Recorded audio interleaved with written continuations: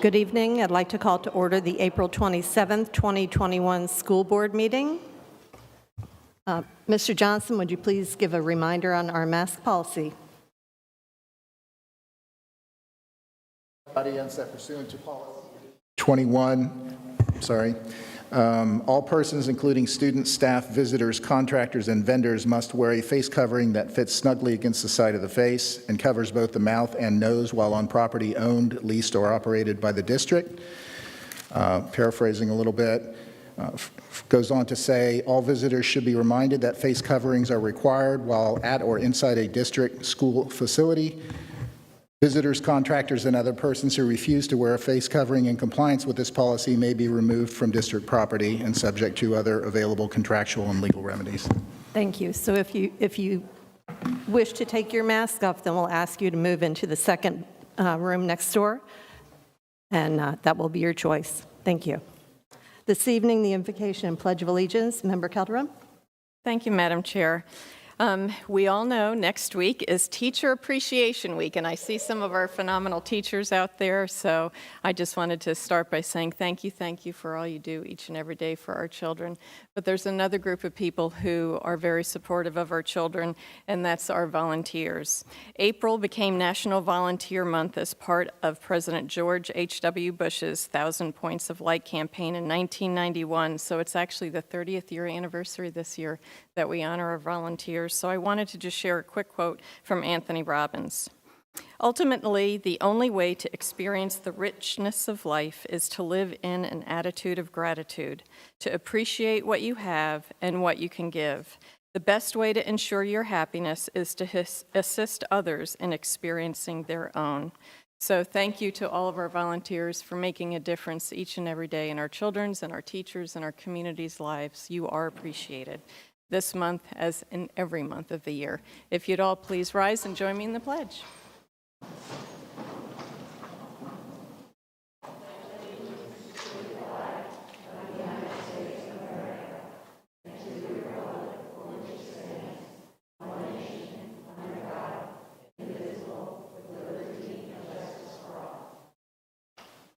Thank you. Let the record reflect that members Calderon, member Sanchez, member Krause, and member Allman, along with superintendent, school board attorney, and clerk are in attendance. Ms. Pinnock had a scheduling conflict. The roll call vote order for tonight is member Calderon, member Sanchez, member Krause, and then myself. Ms. Moramus, do you have any acknowledgement forms? Thank you. Superintendent, any agenda modifications? I have two, Madam Chair. Our electronic agenda by a green flag named addendum item. And second, I'd like to pull for separate consideration from the board to have some discussion, item 6D, that's the temporary employment agreement for Ms. Sarita Duhart-Beeman. Thank you. Board members, do you have any modifications? Member Calderon? Not at this time, thank you. Thank you. Member Sanchez? No modifications, thank you. Member Krause? No modifications. Thank you. I will have one. It's the board rep RFQ for Lake Howell High School. We'll talk about that shortly. Can I get a motion to approve the agenda outline? So moved. Thank you. Discussion? Second? I don't know which one you got. Thank you. Okay. Second. Thank you. Thank you. Discussion? All in favor signify by saying aye. Aye. Any opposed? Motion passes. Thank you. Dr. Griffin, recognitions? We have some recognitions, Ms. Allman.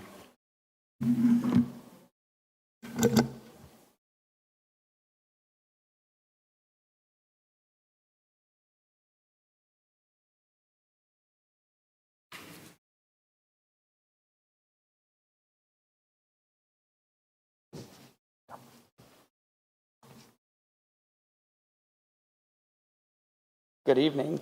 Pamela Pettis-Jones is a native of Hinesville, Georgia. She enlisted in the United States Navy in November 1997.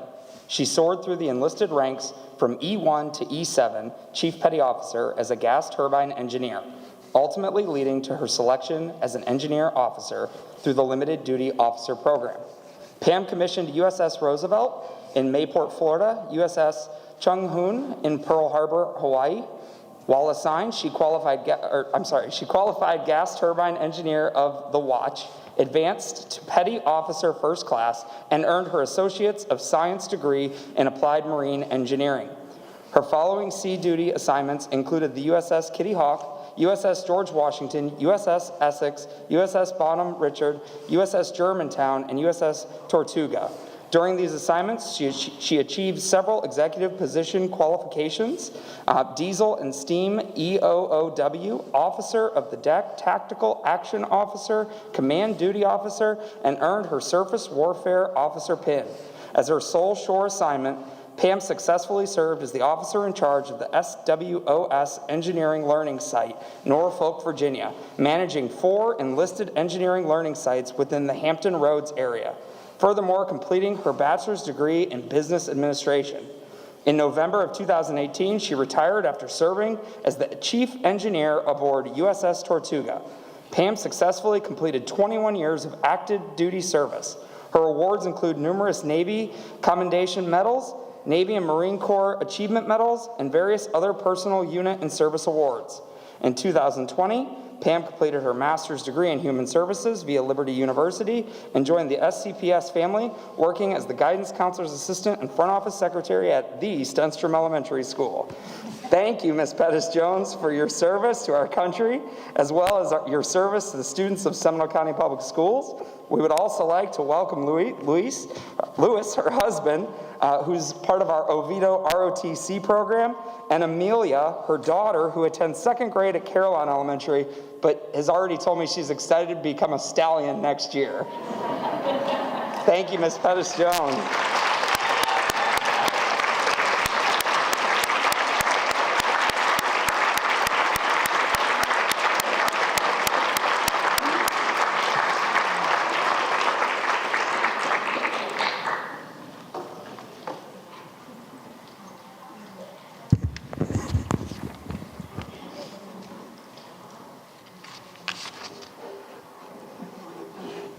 Yeah, I've got to hit play.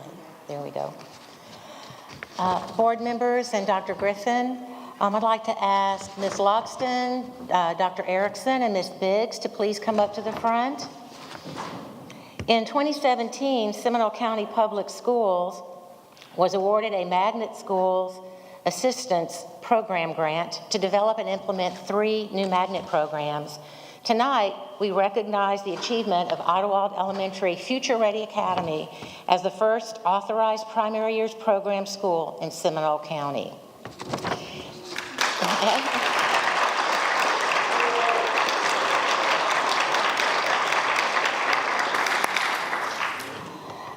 In the primary years program, learning aspires to transcend traditional boundaries between subject areas. Students explore 6 transdisciplinary themes of global significance: who we are, where we are in place and time, how we express ourselves, how the world works, how we organize ourselves, and sharing the planet. In all IB programs, teaching is based on inquiry with a strong focus on students constructing their own understanding. Students are guided to make connections and transfer learning to new contexts. Strategies focused on effective teamwork and collaboration between students and then students and teachers. Teaching is inclusive and values diversity and enables students to pursue personal goals. A primary goal is for students to develop self-efficacy. For the past 5 years, under the leadership of Mrs. Loxton, Assistant Principal Dr. Erickson, and PYP Coach Ms. Biggs, teachers have undergone training, developed transdisciplinary units, and implemented new teaching strategies. This dedicated team of leaders, teachers, and support staff have completed all the requirements to achieve authorization by the International Baccalaureate Program. The notification of this designation means Idlewild is the newest member of a global community with 606 schools in the United States and one of only 35 established in public schools in Florida. As Dr. Griffin has stated, the IB is recognized around the world for its innovative approach to education. We strongly believe that it is important to place an equal focus on academics and other transferable skills to best prepare students for future success. Idlewild is one of our 6 elementary magnet schools And all SCPS families can apply, so their children can take advantage and benefit from a world-class IB education. Once again, please join me in congratulating this amazing team that represents the work of many individuals that led to this success.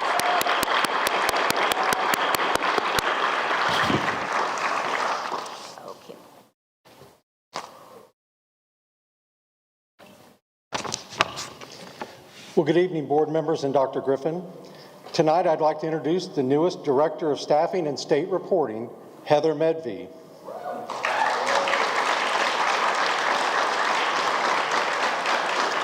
Heather has a bachelor's and master's degree from Florida State University, a specialist degree from Nova Southeastern University and the University of West Florida, and is currently completing her doctorate at the University of West Florida in curriculum and instruction. Heather started her teaching and administrative career in Orange County, where she was employed for 13 years. In 2012, she began in Seminole County, working at Crooms Academy as an assistant principal. Heather moved to the district office in 2016 and worked in the IT department in data quality. Heather is currently an assistant principal at Seminole County Virtual School. Tonight, Heather's family members are in attendance: daughter Kira Brady, brother Anthony Medvey, sister-in-law Rachel Medvey, and nephew Andrew Medvey. Congratulations, Heather.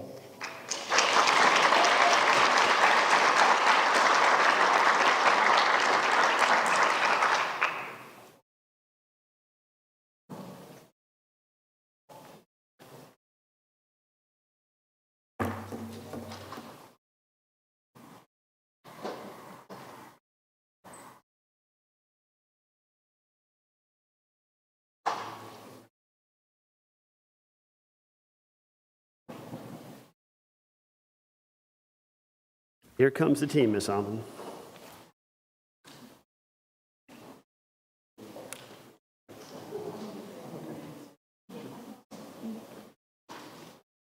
But Jill, you have to wear it.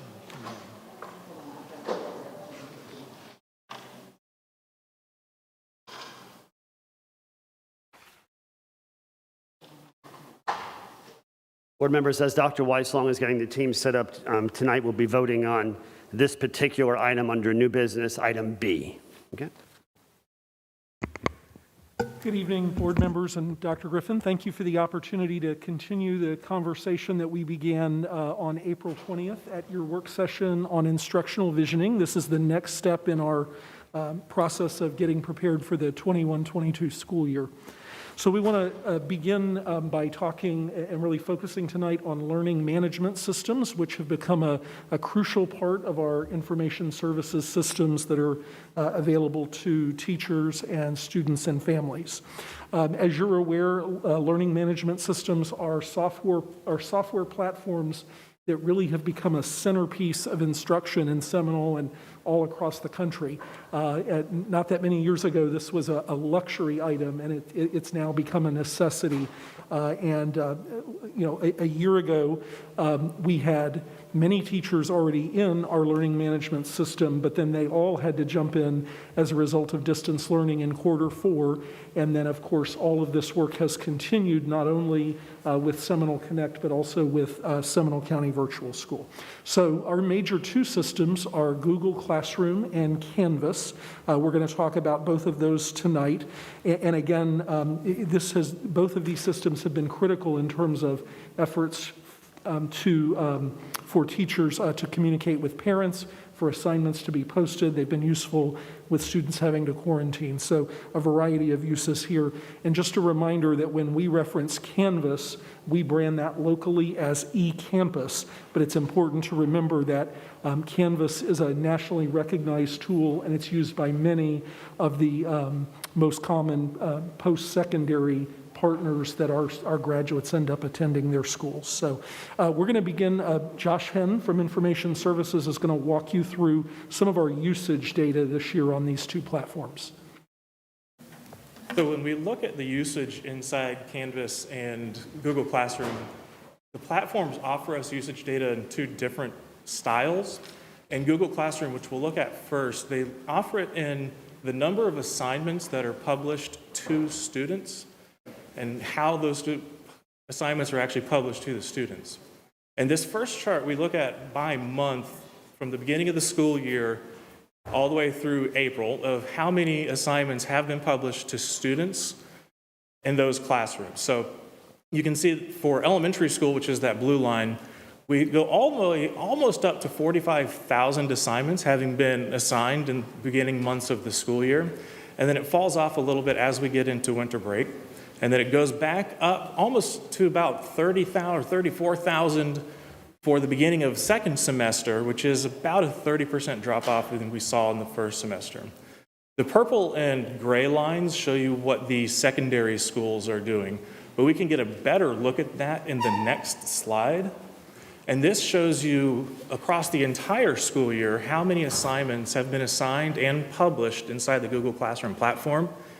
And you can see that for the elementary school, it's just over 281,000 assignments have been assigned. A total of just about 305,000 assignments have been assigned across all three levels. And that shows that about 93% of the assignments that are getting assigned in Google Classroom are happening at the elementary school level. When we move over to Canvas and look at their data, they present the data in a little bit different of a way. So they tell us by course or by section how many of those get created. So in this case, for elementary schools, Skyward generated about 19,776 sections for our elementary school teachers across the district. Of those, 1,565 courses were actually touched by the teacher, published, and made available to our students. From there, that's about 8% total. But then if we look at how many of those classes are actually being used still within the last month, which is that bottom number, so it looks at over the last month how many classrooms are still being used by our students and teachers, we're left with about 555 courses. So starting with that 19,000, about 555 at the elementary school level are still being used by those teachers. And that is just at our traditional elementary school classrooms. That doesn't include any of the courses that we've created at the district level that we use for professional development or anything like that. So this is just traditional schools and classes that are still being utilized. If you compare that to the secondary school, so this is middle and high school, again looking at the traditional schools, we sent 12,000 courses over to Canvas, so that's how many we generated. Of those, 7,200 got published, so teachers touched, put content in, and made those courses available to their students, which was about 60%. And out of that, there are still, within the last month, over 5,000 course rooms still being used by our students inside the Canvas system. So that gives you a good contrast of who's using elementary and who's using, which elementary is using and which one secondary is using. So with that in mind, this data and our qualitative discussions with teachers and various committees that the superintendent has convened will be the basis for the recommendation on the item that Dr. Griffin is recommending your approval of this evening. We want to take a moment to hear from two of our super users in our learning management system. So we'll let these two teachers introduce themselves, and they'll talk through their use of the learning management systems.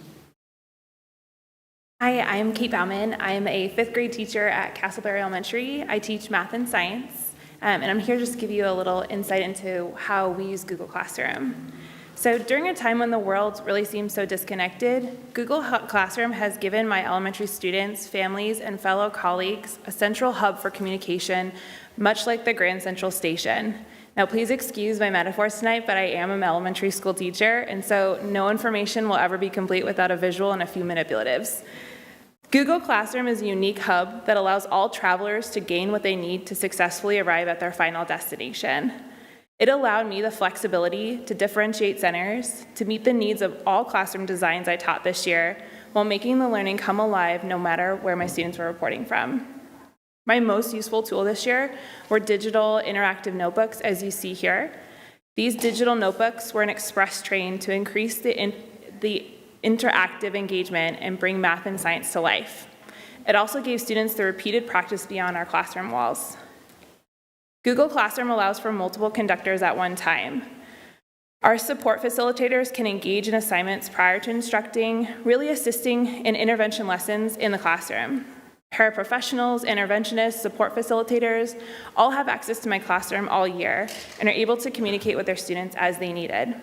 They're even able to video chat across the campus, which really reduce the disruptions in instructional time. I do have to take a moment to brag tonight. I am blessed with the most incredible paraprofessional who is aiding me in my classroom. She will sit and review all material at night before in my Google Classroom and come in and make these extraordinary intervention lessons for my kids. It is truly amazing how the central hub has vastly increased the academic communication in my classroom. Parents are also given boarding passes to view their child's work in the classroom and really gain a deeper understanding of their child's academic progress. Many of my parents reported that they loved getting to see their students' work ahead of a final grade. This gave them a much deeper understanding of how standards were taught, how anchor charts and digital notebooks were used, and even session videos. Another first-class feature was the ability to video conference when needed. I could easily set up a video conference with families, which really increased the communication from school to home. As a parent in Seminole County, I love the ability to see what my kid is doing in school. As a younger elementary parent, it really aided on the days when my son would come home saying, "We were locked inside the classroom all day, and we had to escape."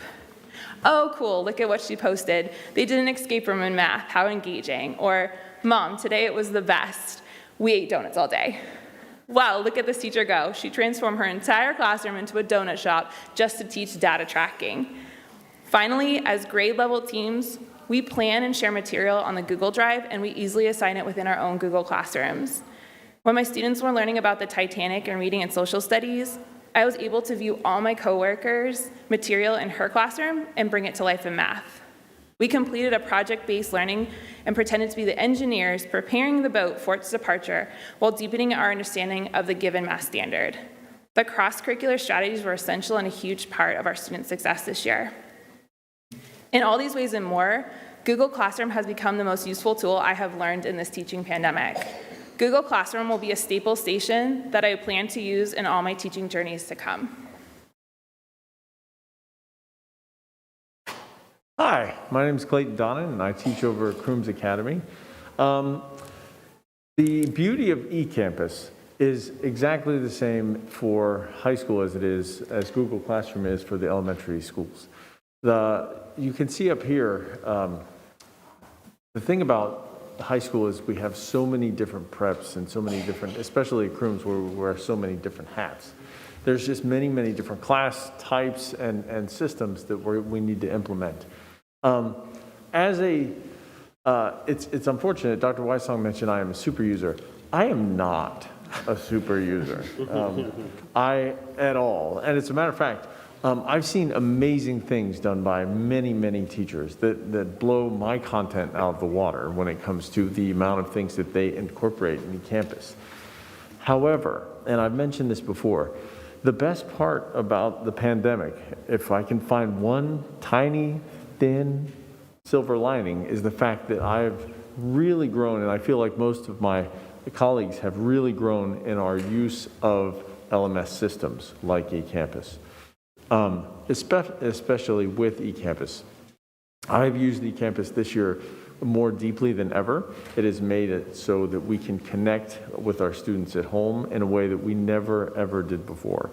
It has also sort of organized our classroom structures and forced us all to be able to maintain that system so that they can use the content from home.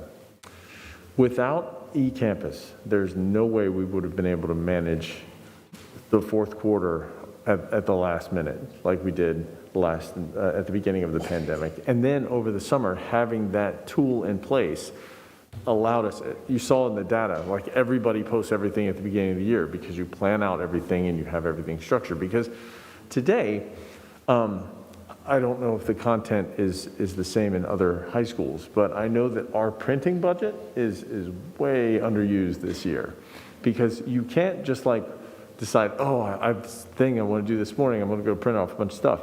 You can't do that anymore. You have to have it planned because you can't have the kids at home just randomly figure something out.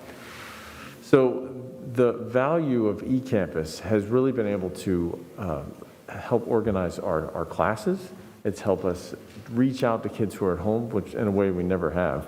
And the pandemic has really pushed us to start using all the different aspects, because eCampus is extremely deep, and most teachers didn't really use it effectively until this year. This has given the push and the emphasis to many of us to really up our eCampus game. I use the video responses to be able to watch my students who are at home in the steel band, who obviously don't have a steel band. They have to use a drum pad, and they're playing rudiments. So I can watch their videos. They submit videos to me. I watch them, give them feedback, and then let them turn those videos in a second time so that they can improve their skills. So they're getting direct one-on-one feedback that they just would not be able to get if we didn't have eCampus or a system like this. So overall, it's been a lifesaver throughout this pandemic. Thank you to both of you for joining us this evening and providing your perspective. Mr. Donnan, respectfully, in my opinion, is a super user. Much of what I know about eCampus comes from his videos on YouTube. So, thank you. Mr. Jensen is going to take us through some additional professional development strategies for teachers. We'll talk both past and present and future. Right. As you heard Mr. Henn and our teachers allude to, we've obviously seen a massive surge in users in our learning management systems in the district because of a number of different inflection points. And as a result of that surge, we've had to offer a lot of professional support for our teachers and adapt to our teachers' changing needs. And so, I mean, that first inflection point was that fourth quarter of last year when we were starting to use these systems for distance learning, kind of that asynchronous virtual model. But then over summer, and I can't praise Beth Pocious and her PD team, as well as Josh Henn, Patrick Kelly, and Tim Harper's whole information services team enough, because, I mean, over summer, we basically had an entire summer 2020 filled with PD specifically focused on this topic. And it was primarily through our teacher-to-teacher model, which was us harvesting our teachers' collective expertise and running online and live and on-demand professional development along these tools and instructional strategies that they needed all summer. So we have, and those videos are still available, those courses are still available. So we have kind of one-off videos on different topics, but we have also online instructional design courses and learning landscape courses, which are whole sequences of self-paced classes, all currently available to our teachers that are left over from last year, some of which will continue and improve, and some of which will sunset to introduce new materials as we kind of go forward into next year. So if the first point was that asynchronous instruction, then it was really how do we use these tools to reach across time and space to engage with our Connect students. I think the next instructional shift we're going to see as we start seeing more and more students transition back to face-to-face learning is not how do we stop using these tools and get back to face-to-face learning, but how do we use these tools to really supercharge face-to-face learning.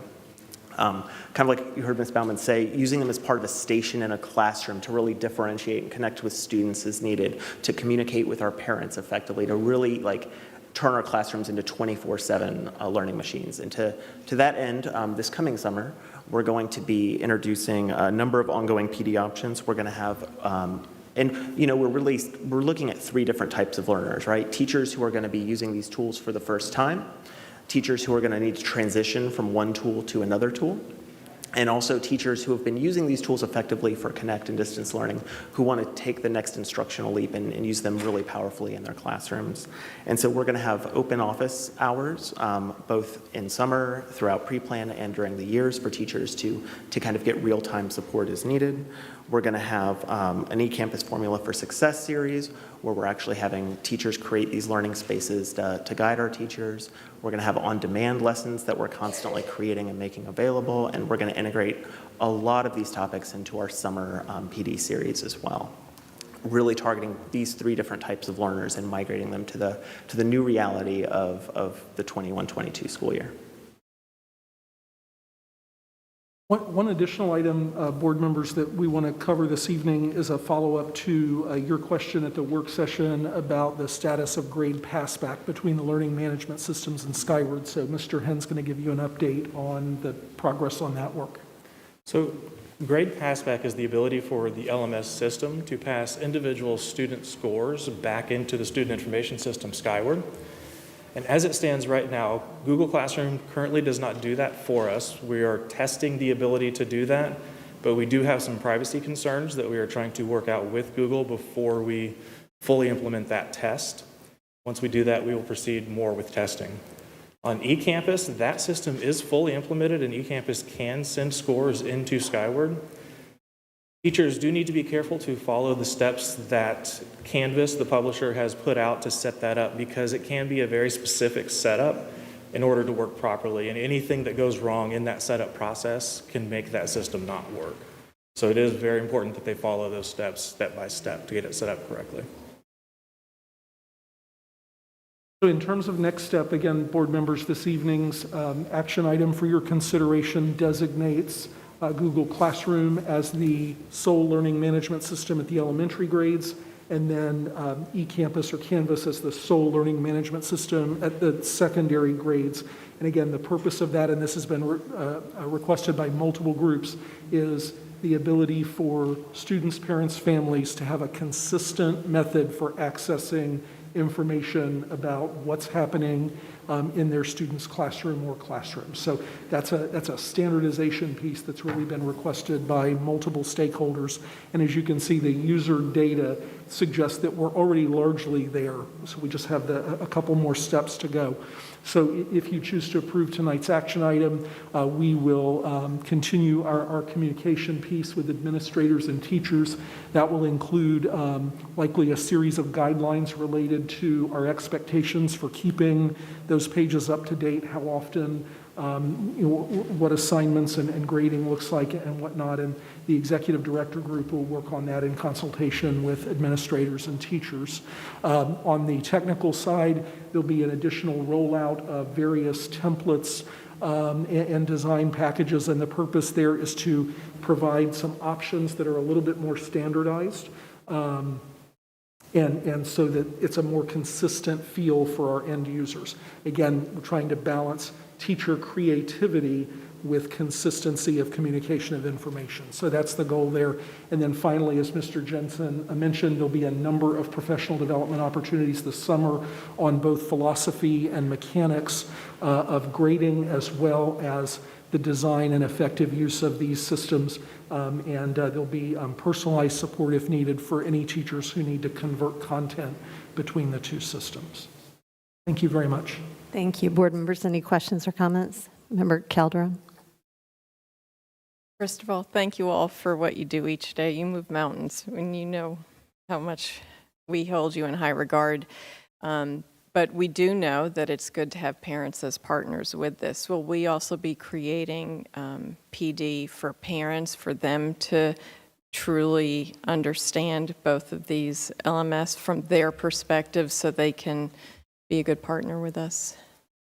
I think that's a wonderful idea. We have a portal for parents to access, to kind of get the core information about how to access these and create parent accounts. But I definitely believe we can make that more robust and increase our communication and parent ability to navigate that space. Because you just want to make sure that all of our expectations are correct. And if you have people starting assuming things without really knowing, I want to start off on the right foot, because truly, no matter what we think of for teaching modalities for next year, what we're going to be in, we always want to partner with our community and our parents. But thank you for a phenomenal year this year. If you have an elementary and a secondary student, are the two platforms similar enough user-wise? Like log on and next steps? They are similar. I have two elementary school, both my children and my own. Okay. They're similar, but they're pretty significantly different. If you're comfortable with the internet, then it's okay. But it's one of the things that takes time. That they are different systems. The eCampus has a really great and robust parent system where they can shadow all their kids' assignments. So it's really pretty impressive. I'm not as familiar with Google. Thank you. For Google, I would say it definitely has its structure is different than eCampus. I'm familiar with eCampus. It just is a different kind of structure. So the home page for the parents are all of our teacher comments and our teacher needs or student needs, but it does give the students like a whole checklist of what they should be doing or need to be doing. So it really, a lot of my parents say, oh, I saw on the front page that this is due and this is, needs to be done and things like that. So it does have, like he's saying, it just needs to be able to, you just need to be able to see both platforms. They're not identical, but they are very similar. Thank you. Member Sanchez first.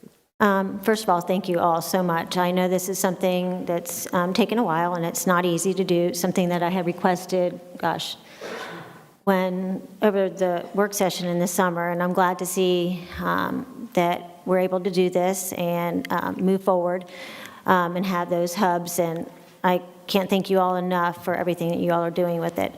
One question I do have is that for the high school, middle school age students, I'm still having problems with teachers entering grades into the Skyward, even to this moment right now as we speak. And that is a concern, and I just want to make sure that everybody, I know you all are going to talk to executive directors, making sure everybody's speaking to the principals, making sure that the principals are speaking to the teachers, and that there are repercussions if they don't enter their grades on a timely manner, because I want to see that in there. And the PDs, so for the teachers that come in at the beginning of the school year, are we going to hold anything special for those teachers? And of course, I know that we were going to do PDs as well for parents, but I know it's ongoing training as well. Yes, we'll have new teacher support through our annual New Educator Conference, as well as some additional sessions we're planning that'll run every month to provide any late hires with that kind of background knowledge they need. We also have some members of our team kind of putting together a curriculum that'll help kind of standardize some of those new teacher experiences so that they all have, a background in assessment and grading practices consistent with our values and beliefs and best practices, as well as using these technology tools. Fabulous, thank you.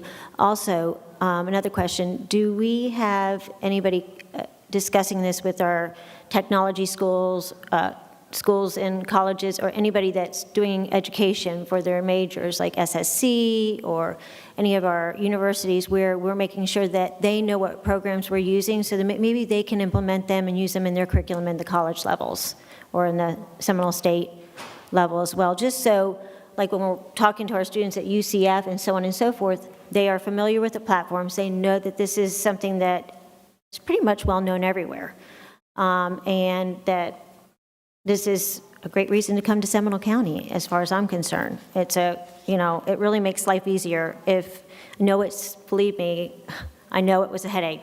Being a teacher for 26 years, I get it. And it's a lot of work, and you guys have put in a lot of hours, way more than anybody could ever imagine. So we do appreciate all the teachers and all the employees that have done so much for all this. So thank you. And I see that you have live online support and on-demand courses. So if a student is sick, could they see an online clipping if they need to, which I know they can, but I just want it to be out there for everybody else. So they can do that. Yes. Yes. They have the online component. The nice part about, eCampus is that it is always online. Every day's assignments can be posted ahead of time, so students who are sick and don't get in the WebEx, which is new this year, obviously. Right. The ability for students to WebEx in on days that they're sick has been really valuable.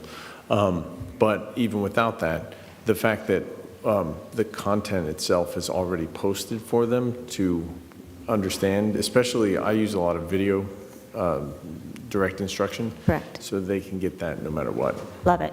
Well, thank you guys so much. Thank you. Member Krause? Oh, for the elementary level, it allows you to have multiple classrooms, just like on eCampus too. So I'm a hybrid teacher. I have 2 classrooms. I have the Connect and the face-to-face. And when a student is absent, we upload everything to our face-to-face, so they never really miss anything, and they can do it at home if it's feasible, and if not, they come back and do it. They don't really miss instruction time. So even at the elementary level, it is user-friendly as well.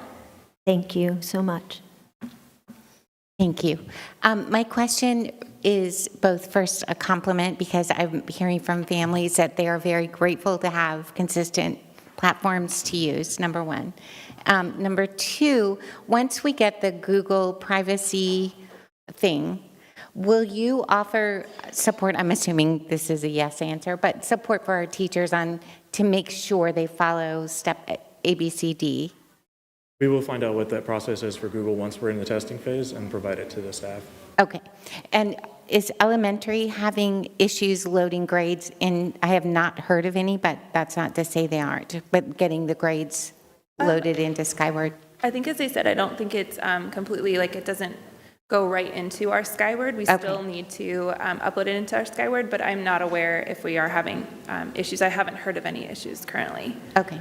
Well, I would just ask if you will update us once that's figured out. And as I understand it, Canvas eCampus is used in college when colleges submit their work. That's not to say that the education department is teaching our future teachers that, but I think it's a cohesive from high school on to college. So They use it, but not every single one uses it. And I just want to make sure that they know how to set up everything in the elementary education program. They can utilize it, but I want them to be able to get their lesson plans and everything in there with Skyward and everything else, which they don't do. Thank you all very much. Great presentation. Thank you.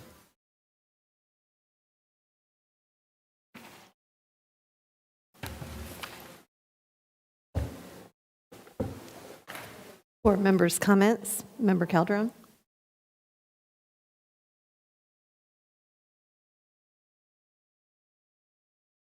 No, just board item for discussion, your committee reports. Oh.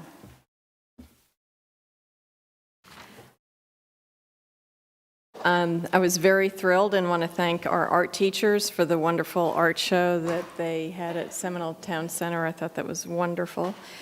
Congratulations. Oh, we just missed our crewmie. He left. Crew rooms for their ribbon cutting of the new gym. I know we all attended. I wanted to thank our SASA organization for always honoring students and administrators each year. That was a wonderful event as well. And wanted to wish a happy Administrative Professionals Day to all of our administrative professionals that we celebrated last week, especially Mrs. Krause and myself, where we realized firsthand how hard their job is when we took over a front desk at a school at dismissal time with everybody leaving early. So that was fun. I also wanted to congratulate Commissioner Brenda Carey on being awarded the Legacy Award from the Boy Scouts this year. It was a wonderful event to honor a wonderful leader in our community. And that concludes my, one last one. I wanted to thank Minnie Cardona and her team for getting all of our Latinos in action together and partner with their Close Up Foundation, where they had the opportunity to speak to many of our representatives and senators and or their staff members to share their thoughts. And I really feel it's a great way to learn civics by participating in the process. So hats off to them all. Thank you. Thank you. Member Sanchez? First of all, I'm going to talk a little bit about the coalition meeting, the Central Florida Coalition meeting that we had a couple weeks ago, or right after our last school board meeting. We talked a lot about the bills that are going through right now and a lot of controversy between a lot of them. One of them being House Bill 7045. If you go to change.org, there is a petition there. Guys, this is about ESE services and our Gardner scholarships and all of that. We have funding for these. ESE is not just children with learning disabilities, exceptional student education. So that means children that are gifted as well as children that have learning disabilities, which we all do, because we're all gifted and we all have disabilities. So, but some need extra support in different areas, and this is going to take a big chunk out of a lot of people getting the services. Like, I want to say 16,000 students are going to be affected, if not more.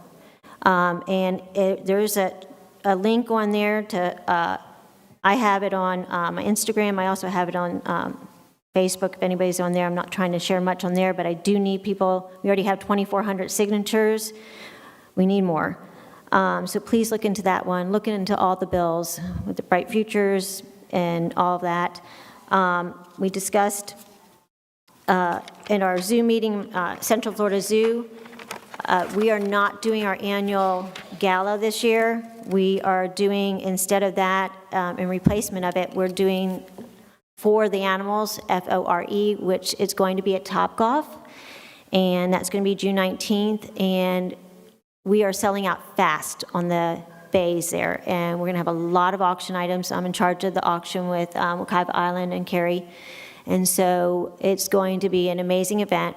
We already have probably about 50,000 sponsorships, so anybody interested, I'm going to send over the information to you all. I just received some updated information on it, and it's going to be a really fun event starting at 6 p.m. And then my Seminole Cultural Arts Council, we have a bowling, the Art of Bowling, June 30th. That's going to be at Oviedo Bowling Center, and check-in is at 1:15, bowling at 2 p.m. It's $25 per person, or $100 for a team of 5. And you can go to SeminoleCulturalArts.org if you're interested in participating. I know, Karen, you like to do that as well, so that'd be great if you can join me with that. And, you know, support our art programs and get what we need to. Also wanted to give a shout out to our wonderful Seminole County Virtual School Program for the phenomenal presentation that they gave us last week at the work session. Absolutely amazing. The fact that we have the largest virtual school program in the state of Florida right now is amazing, and what they have done is just fabulous. I'm so impressed with the way they communicate with their parents, and they're constantly communicating with their students, and we're taking some of their best practices and seeing what we can do to make sure those are implemented in the classroom as well. So we really appreciate all of our teachers and the ones that spoke on behalf of the virtual school program, and of course all of our executive directors and everybody here for helping and doing everything you're doing. I mean, it's hard to believe we only have like a month left of school, and it really flew by, but we learned a lot, and we've grown closer, and we're going to make it through. Thank you. Thank you. Member Krause? Thank you. We toured Tools for Seminole County Schools, and we're able to recognize the volunteers. That is an organization that is run with very few employees and all volunteers. So on behalf of the board, we brought them some goodies and thanked them for what they're doing. And people were shopping. They had their baskets full. We had an exciting meeting with Siemens Gamesa, and we're exploring their wind technician program and how it could potentially play into some of our environmental classes. I, too, had the ribbon cutting at Crooms. We not only got to finally christen the new gym, but we got a history lesson from Dr. Hanshaw, which was, it's great to learn about that community. As Abby said, it is the end of the year. We have awards almost nightly. I attended the Oviedo High School Career and Technical. They presented the stoles. It was almost like a mini graduation. The Haggerty High School Scholarship Awards was last night, and I got to see Dr. Haggerty, and also the SASA Awards at Winter Springs. Thank you. Thank you. Mayors and managers met last week at Topgolf. It's the most popular place to go right now. And but it was a meeting. It was not to play golf. Zach Hudson from Lake Mary PD presented on mental health, and when they're going out for interventions, if the person that they're going to see does not qualify for services, he has enlisted the help of volunteer physicians and also pharmacies to help those people for as long or short term as they need it. It's a great service to the community of Lake Mary. They want to work out the kinks in their city, and then once they feel like they've got everything working the way they want it to support these kids and families, then they're going to roll it out to the other municipalities for consideration. The program was very well received. There was also conversation about masks and COVID and And of course, you know, the BCC is discussing that today, and none of my other committees have met between meetings. So that would be it. It is now time for public comment. Member Krause, please read the public input statement. The public input segment of the meeting is provided for the purpose of permitting persons to present specific matters to the board for its consideration and action or referral to the superintendent and his staff. The public input segment of the meeting is not open to presentation of campaign issues by political candidates, matters involving student disciplinary actions, pending employee disciplinary matters, or pending litigation. Each individual member of the public is limited to 3 minutes. A designated group representative may have up to 6 minutes. Thank you very much. The first speaker is Michelle Burrows, then Jessica Tillman, and Leslie Kirschenbaum, please.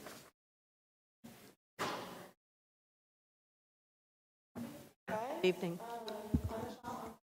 The board members in this room were elected to protect us from the government. Instead, you closed your eyes, covered your ears, you based your protocol on feelings and not logic, and that's a problem. You restricted the parents, the teachers of Seminole County's public school system, based your decisions solely on those you've chosen to listen to, only your selected professionals in the community, ones who push the agenda of experimental genetic shots and cloth face coverings, even though many of us have presented you with alternate evidence of the ineffectiveness of masks, including respected physicians who focus instead on vitamin D, vitamin C, zinc, diet, and exercise, which are proven methods of combating viruses, including COVID, and building up your immune systems. Those are the doctors I choose to put my trust in. The children are being taught that socializing and fresh air are bad. We will see the negative impact of these ridiculous mandates on our children for years to come. Masks and vaccines should and always should have been a choice I make with the guidance of my doctor for myself and my family. This should be an individual choice for parents, students, and employees of your district. These policies are unconstitutional. The freedom of equal opportunity learning environment was taken from our children by you when you required healthy children to mask up or stay home even with a valid medical excuse. Instead, you recommended them to do mask training. What the hell is mask training? That sounds like something that I would hear from Hitler. You won't allow bullying in schools unless it's about masks. You all are enforcing and keeping the mask policy in place as bullies. You have discriminated against our people and students all year requiring this muzzle. It is horrific. And I dare to question how you can quarantine one child in a household, but the other children can go to school, because that makes sense, right? Karen, the controlling ego is very unattractive, and it has definitely proved my point. I can walk in the commissioners' meeting in any other business and store in Seminole County and not have to worry about anything. But when it comes to this building, it's mask up or stay in the other room. Unfair, totally political. It's time you listen to the people that voted you guys in here. Otherwise, we're going to vote you out. We're done. Thank you.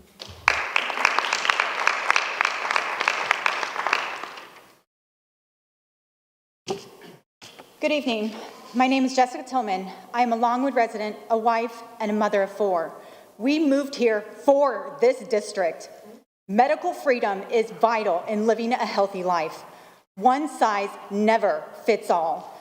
You implemented a blanket, no exceptions, reckless mask policy for an entire school year and have never considered removing it, but instead made it permanent with no metrics to remove it. You talk to your so-called experts who keep patting you on the back for masking our kids for 35 plus hours a week with no proof or evidence it works to stop the transmission of a virus. But yet parents provide you irrefutable scientific evidence that says children are not susceptible or transmitting this virus. Masks can be physical and psychological You continue to ignore us. Many parents have contacted you all year long asking for clarification on when it will be removed with no response because you never intend to remove it. You just don't want to tell us that, so you ignore us still. This is not science-based. It is neglect and child abuse. Congress of the United States is questioning the CDC for their guidelines on masking children. Why is their mask requirements one of the strictest in the world? The WHO doesn't recommend masking children under 5. Many European countries don't mask under the age 11. There are 21 counties in Florida that have never mandated masks for kids, and 28 that have not mandated them for younger kids. There are 8 states that have either lifted their mandates statewide or have schools that have lifted their district policies. Some as late as last week. Why can't we? There are 9 schools in this county that have minimal mask mandates to none all year and have been successful without them. Our governor has held 2 roundtable discussions with highly reputable experts and have said children should have never been masked to start with. You ignore them as well. Cases are down, hospitals are not overwhelmed and never were. If you want a vaccine, you can get it. No line, no appointment needed. Many treatments have come to light and have proven very successful. What else are you waiting on? You are brainwashing our children to fear healthy people with no factual evidence to support it. You are not my family's practitioner and do not have the right to mandate health care choices over my children. Sitting children in a classroom masked for 7+ hours a day, never changing it out, touching it and adjusting it, taking it off and on, putting it on the table, floor, bathroom sink, piled on a sidewalk outside for recess, or in their backpack is not healthy. You have created this headache. You have created this division. You continue to sit stagnant on this matter with no timeline or metrics to end it. But you can fix this. I demand that you call to a vote to end this disastrous mandate tonight. Allow families to make their own healthcare choices immediately. Self-responsibility over mandates, choice over force. There are 22 days left in this school year, and my child will not be masked any longer. Enough is enough. Please wrap up your comments. Unmask our children now.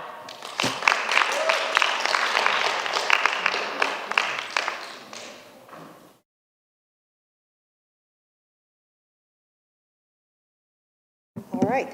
Hello, my name is Leslie Kirschenbaum. I live in the 113. I don't know if I have to say. I want to say thank you guys for hearing us out. I appreciate everything you've done for our school year. It's been a tough year. I'm a concerned mom of Seminole County and Orange County, and a mom to a disabled child, along with a child in private school. I see the difference in each and every one of those schools, from private school not wearing masks, from Orange County wearing masks, and Seminole County wearing masks, to my autistic child having to try to wear masks while there is speech therapy. I just want to tell you guys, this has affected a lot of us, our families. I'm Jewish, and I hate to say the word segregated, but they just try to sit us, if we chose not to wear masks, in a different room. I was in Orange County and in Seminole County Commission's office. They did not do that to us. You guys are our school board members. We elected you guys to make the best decisions for our children. Right now, we've been going toe-to-toe, it seems, all year for the choice of having mask choice for our children. I'm scared to death to bring my 4-year-old VPK child to Sable Point because she will be needing to wear a mask. I'm nervous, I'm scared, I'm horrified as a mom to see that my child will possibly be wearing a mask for 7 hours if she wants to get school that's free, because I can't afford private school anymore because of my autistic child. But I just want to tell you guys that please, I know that there's a rumor going around. I know that our state commissioner office did say that it'll be up to you guys to make that decision.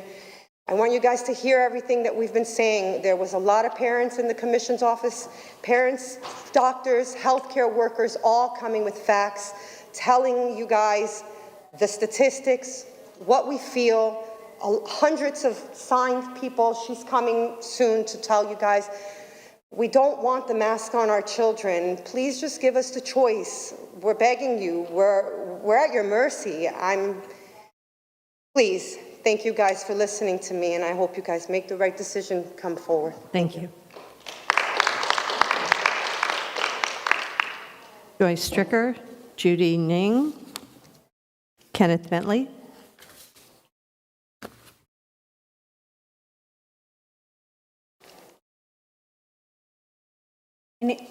My name is Joyce Stricker. I live in Sweetwater Oaks. Karen Amon began this meeting by telling us that if we refuse to wear a mask, we will be removed from this room. Yet here she sits without a mask.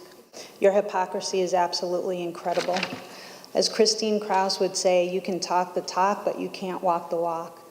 Put on your mask and show some respect, or remove the mask mandate. Enough is enough.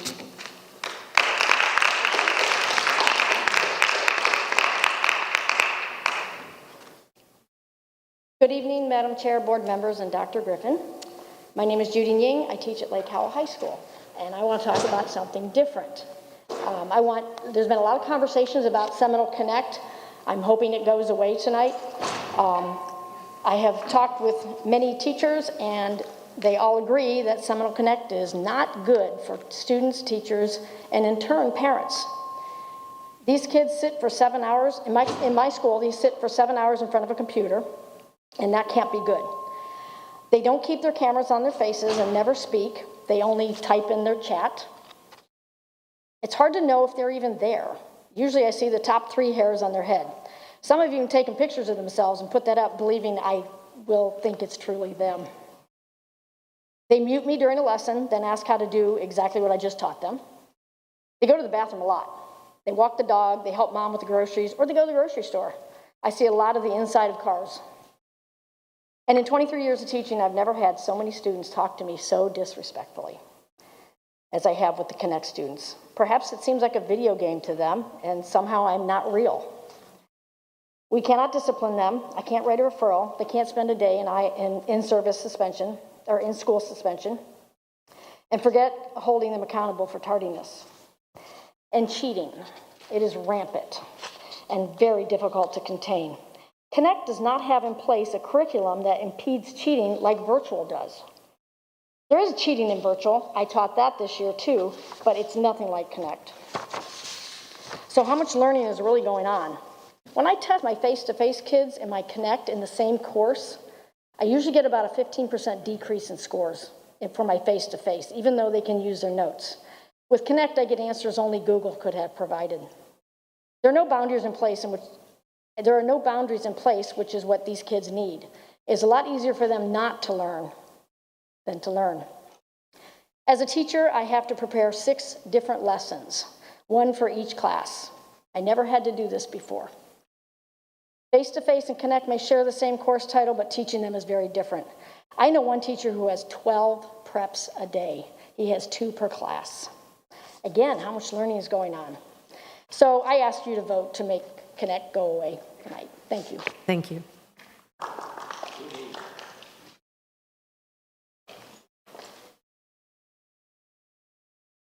Good evening, board and superintendent. I'm here for something totally different too. I'm here to tell you thank you for the fabulous job at Crooms Academy.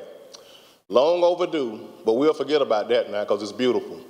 Inside, outside, it's a fantastic $5.5 million investment for the Goldsboro community. So thank you on behalf of Goldsboro Front Porch and also the Barbershop Podcast. Mr. Gaudreau, you know I can't let you off the hook.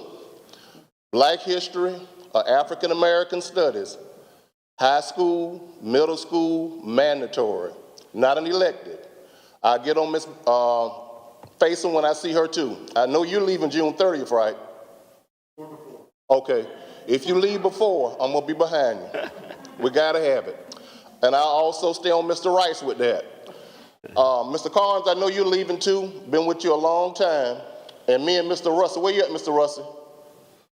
We go back to Badcock Furniture. We way back in the day. Once again, thank you for Crooms. And also coming here tonight, Pinecrest looks beautiful. I haven't been inside yet, but it looks beautiful. Beautiful. Dr. Griffin, you leave on the 30th too, right? That's correct. Black history or African American studies before you leave. We hear you. Also, let's do something for Miss Ingrid Nathan Burton. Not only did she integrate the school system in 1964, she taught in the same district for over 30 years, and her husband, Ron Nathan, probably did about 40 years. So keep those two things on your mind for me. Thanks again for Crooms Gymnasium. Reagan Dew, Charlie Prida, and Nancy Lloyd, please.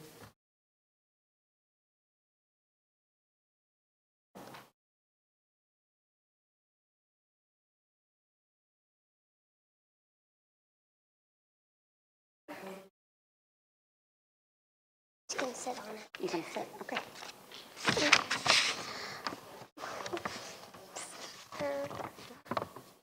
Hi, I'm Megan Dew, and I don't think we should have to wear masks anywhere, but especially at school, because it's distracting and hard to hear my teacher, and she might be saying important stuff.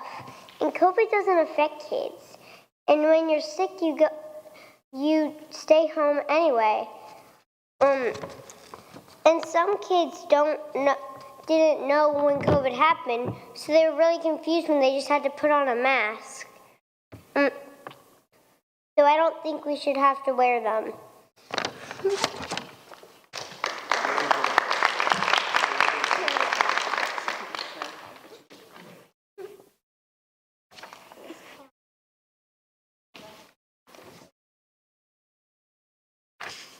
Hi, my name is Charlie. I'm in 2nd grade, and I want you to know what it's like for me to wear a mask in school. Wearing masks in school makes it hard for me to breathe. It's hard to see my paper when I do my work or take a test. Most of the kids I know in school mess with their masks all day. I don't see many kids getting sick in my school. That's because kids hardly get sick from coronavirus. If we are healthy, our parents should be able to choose whether or not we wear masks. I don't care if people want to wear a mask or not. I just don't want to wear a mask anymore.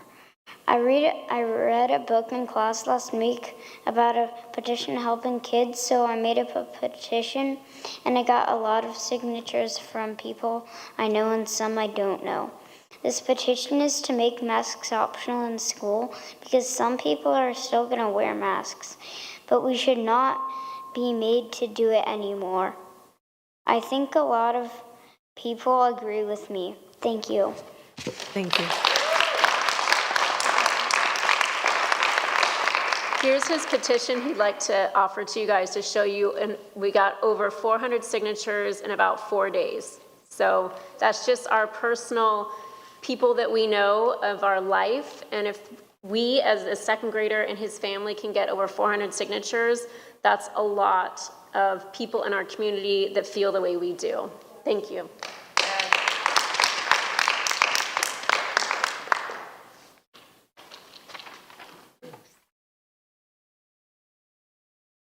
I don't think I need the chair.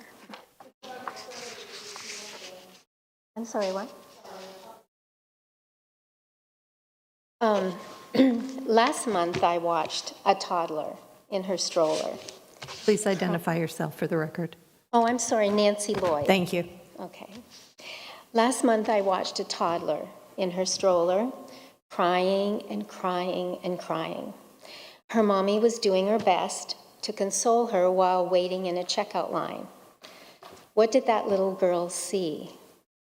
Sadly, the important part of her mommy's face was hidden behind a mask, and this child was not to be consoled. Now you tell me how this is good for that little one. You tell me how she is able to see and respond to the affect of her mother.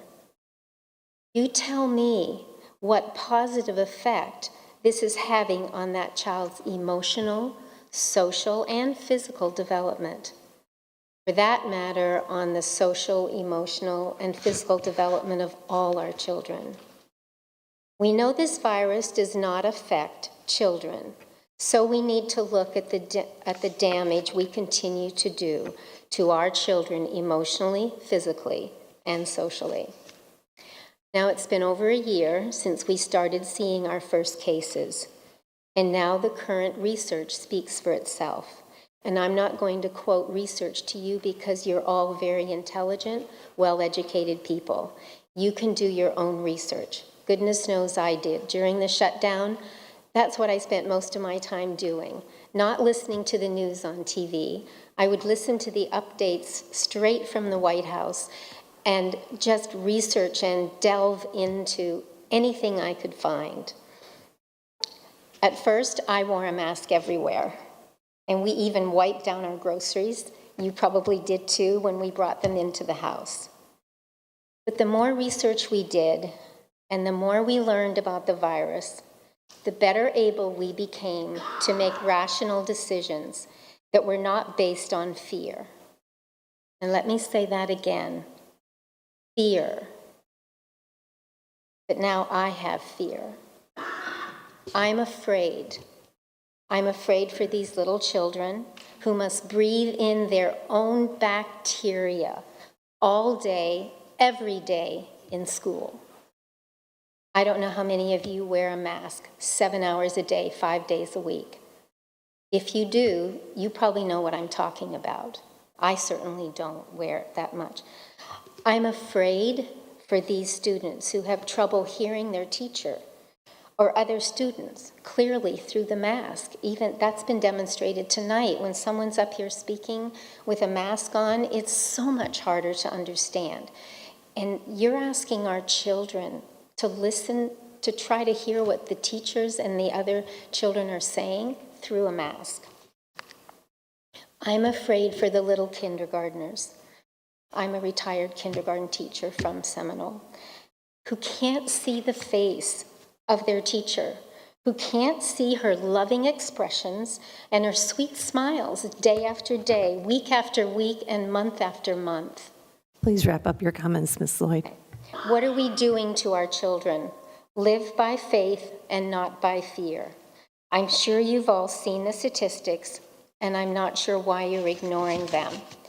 Children are separated at school. They're not able to play with other classes at the playground. They can't see their teachers or friends smile. I now have 5 grandchildren in Central Florida schools. And as I said, I'm a retired SCPS teacher.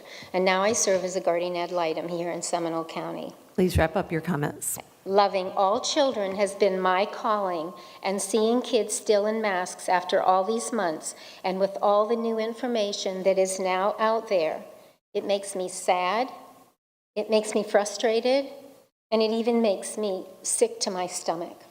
I am begging you, take these masks off these children. They deserve better. It's child abuse. Thank you. Crystal Lamson, Sandy Stenoff, Dan Smith, Virginia Dean, and J.P. Pinheiro.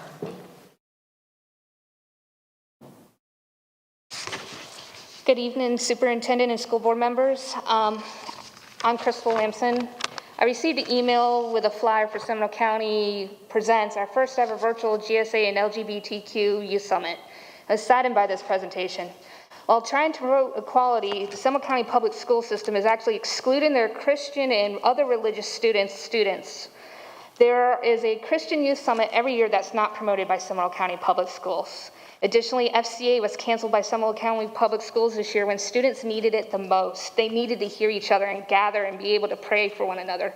Many students were told they were not even allowed to come together before the bell rang and pray over the school, even during COVID, even if they were social distancing. As a Christian, which I know at least 2 of you are, we should not be promoting sin. My son himself identifies as bisexual. I love him dearly. He saved my life. But I do not encourage his lifestyle, but I speak the truth of God to him. I want to take this moment, though, to apologize to all of our LGBTQ community on behalf of the church. The church has done a horrible job of welcoming you and loving you. We are obligated to love anyone and everyone. Even Jesus was friends with prostitutes, tax collectors, and drunks. He was here to save the lost, not condemn them. We are all sinners, and your sin is no greater than mine. I apologize that the Christian community has placed your sin above theirs, but which is truth, and there is no there is no one, including myself, who is better than you. You are always welcome in a true place of God. But back to the matter of Seminole County Public Schools supporting the lifestyle that leads to a suicide rate among LGBT youths at 31%. A longitude study that showed that these youths found the attempt rate at 31.2%, which is nearly 100% success rate. Increased STDs, increase in sexual partners leading to increased depression, 40% suicidal rate among transgender students who are actually taught gender spectrum in elementary school. The Kensley Institute article states that between 73 and 88% of children with gender dysphoria will actually identify as at adult time by their atomic gender. The life expectancy is 8 to 20 years shorter than heterosexual peers, and 20 to 30% increased chance for domestic violence among the LGBT community, with rates of 48% increase for lesbian relationships. It is our job to love human life no matter what someone's race, gender, sexual orientation, or religion is. Supporting a lifestyle that causes this much pain is unloving. I don't see Seminole County Public Schools promoting or celebrating alcoholism, drug use, divorce, pedophilia, orgies, or broken homes, rape. Why not? Because that lifestyle for many, that's a lifestyle for many, but we don't support it. Why? Because it's harmful. Again, supporting a lifestyle that causes this much pain is unloving. Why don't we instead have youth summits that promote celibacy or even staying single? A study showed that life satisfaction rate for women who lived a single lifestyle in comparison to their peers was 80% satisfaction. If Seminole County Public Schools really cared about equality, they would promote Christian summits too. After all, the school system and first colleges were created by Christians, yet we want to remove, exclude, and even bully Christians. Thank you. Thank you. Sandy Stenoff.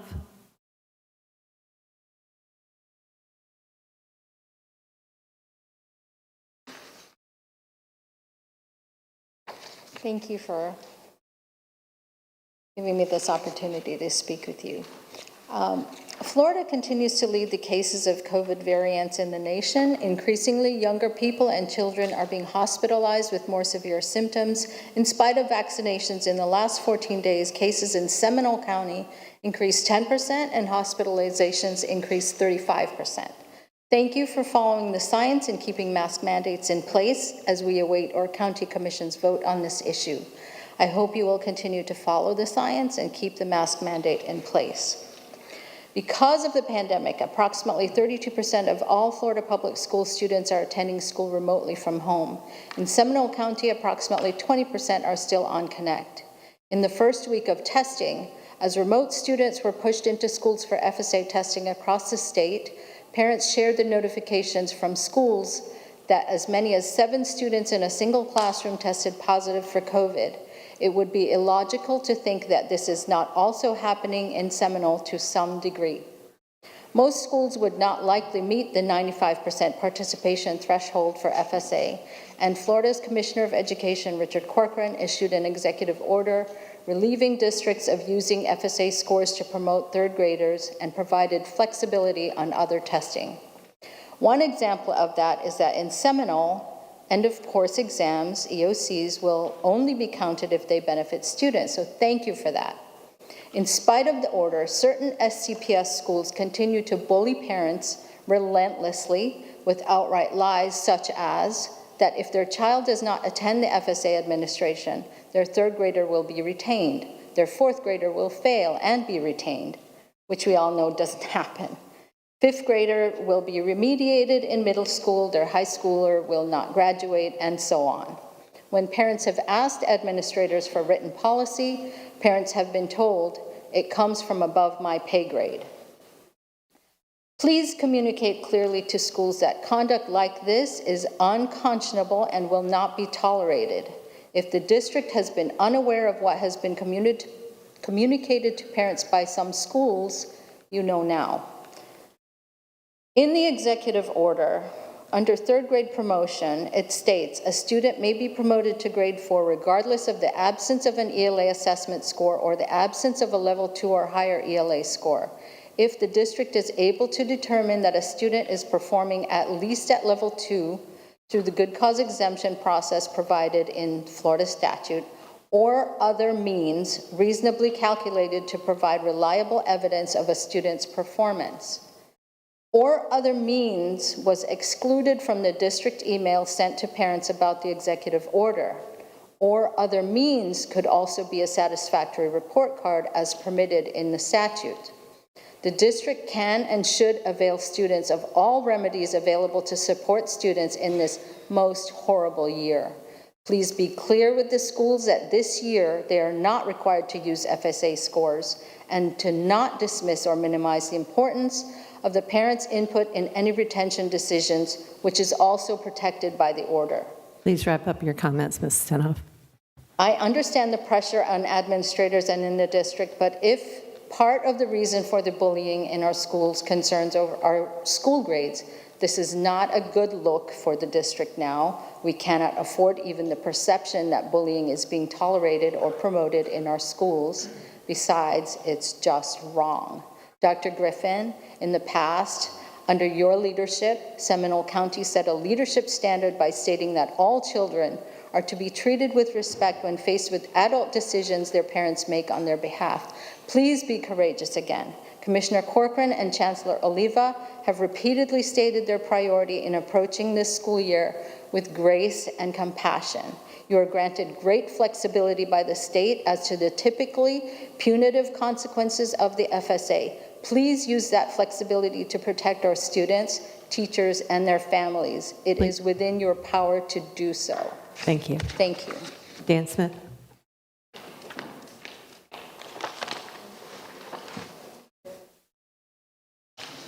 Sorry. My name is Dan Smith. I'm the president of the Seminole Education Association and a teacher in Seminole County Public Schools since 2002. I am speaking tonight and mainly concerned about what could happen, something could get lost in the move for the transition for superintendent policy. And I also would like to please say that we continue the mask policy. We have roughly 4,500 teachers, and I can tell you that a year ago almost, in July, all through the summer, they were afraid. Okay, I was on the phone 10 hours a day, all these teachers, they were afraid. They were afraid about being close. And by their job, they have to be there. They have to be in the room. So sometimes it may seem very well that the masks is a little bit overkill, okay? But when a lot of our teachers are subject to these kids all day or for block periods or anything like that, I really think that it is prudent that we protect the teachers and we figure out a way or another. Now, about a year ago, I do remember speaking to, I can't think of his name, very charismatic guy, tall guy, I think he was a lawyer, outside. And his concern with the mask was that at the time, the district had sent a survey out to how many people planned on coming to face and how many people wanted to stay remote. And he told me that he chose face-to-face because he thought that was best, but he felt duped because after he chose it, the district came up with the policy of a mask. And I understood that, okay? But I can tell you, as speaking with many of you over the last year, that you have been willing to accommodate kids. You're proposing, hopefully, 2 different programs, one of them being a Seminole County virtual. And I think the parents do have a choice. I think if they want to attend school and they don't want to wear the mask, you've given them an area to be able to do this. They can do that. Even though I haven't heard much, I think my understanding, and this could be correct from what I was hearing tonight, I think only about 300 children have died from COVID in the U.S. since the beginning. But I do know that I think there's anywhere from 3 to 3.2 million kids have been affected by COVID, okay? If those kids aren't harmed, I do have a concern they could harm the teachers that are there. And right now, that's the best thing that we can find out. And I do feel bad because I'm a parent as well. And I know school is not easy for children. And not to mention hearing these 2 young citizens here breaks my heart. That was just very well spoken and very, very on point. Okay, and I appreciate that. I appreciate the parents who got them out of the seats to come in for civics tonight. I thought that was very, very good also. However, I disagree with them. And I do feel bad for them. And I think this district is very accommodating with things. But we're close to turning the corner here. We're almost finished here. And it would be a shame. It would be a shame just for ease of use to suddenly take the mask off and now we're getting sick again, because we don't want that. We don't want to have our teachers out as often as they were this year, and be quarantined. And it could be considered overkill, but that's always better than kill, really, That's what we want to take a look at. So please, please, consider the employees of Seminole County Public Schools as you make this. Thank you very much. Thank you. Virginia Dean and J.P. Pinheiro.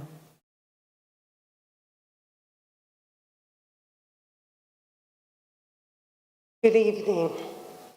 First, I appreciate the chance to speak. Second, I want to state that I respect everyone's opinion and their choice. But this is about my choice, my child, and our lives.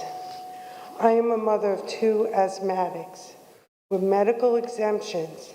Their medical exemptions are honored everywhere I go, doctor's office, the airport, everywhere. I've not had a problem anywhere except with the school district. Although thankfully it was allowed here tonight, and I appreciate that. But this is perplexing to me. The only option I was given is a 504 that over 4 weeks they would train my child to wear a mask. Now, how is this rational? Why would I go against my doctor's advice, a doctor that my child has been going to from birth, as well as the school nurse indicating like I was lying, that I just got a note that that's what parents were doing, when in case that was not true. My child has been in your school district since VBK and has asthma and an EpiPen medication in the school. So clearly I was not lying. However, I'm sorry, I'm a little nervous. I've never seen any other medical exemption or note not honored before by the school district. Why, may I ask, can we sit in a restaurant without a mask, but children in school are forced to wear a mask all day? And employees don't wear it 8 hours. They take it off in between class. I see them taking it down to speak because they too are struggling to breathe. And I understand there's teachers that are for masks and there's ones against it. Why not a solution? A school either without masks or a classroom without masks and a teacher that's confident without a mask. I don't think we're looking at all the options here. So children have to sit at a desk all day with a mask, with a shield around it as well. The recent Stanford mask study concluded there are long-term effects and consequences of wearing a face mask. Can cause health deterioration, developing and progression of chronic disease, and premature death. This is a recent study. I'm sure anyone can find it if they look it up. We have an obligation to our children. We now know they are not super spreaders. The CDC recently came out and said less than 1% of Florida children have gotten COVID. Our children are precious to us in our future. Yes, there's kids doing Connect like my daughter because I have no other option. She has a medical exemption. She struggles to breathe. She's got it on right now with, but she can't wear it that long. She can't wear it 8 hours. Even OSHA says people who work in construction can only wear a mask 3 hours and they need several breaks. We're not doing that for our children. Masks with scientific backing do not protect you from the virus. They clearly lower your oxygen levels and your immune system. How dare we do this to our young, developing minds? Recently, the Commissioner of Education strongly advised schools to discontinue masks at schools. Ms. Dean, please wrap up. Okay, and recently our governor held a health roundtable meeting with professionals, scientists, and doctors who all agreed masks aren't needed. Respectfully, please allow and honor medical exemptions, and please let masks be optional for those who wish to still wear one. But please let my child breathe and take into the consideration her medical issues, which are not being addressed. Thank you. Thank you.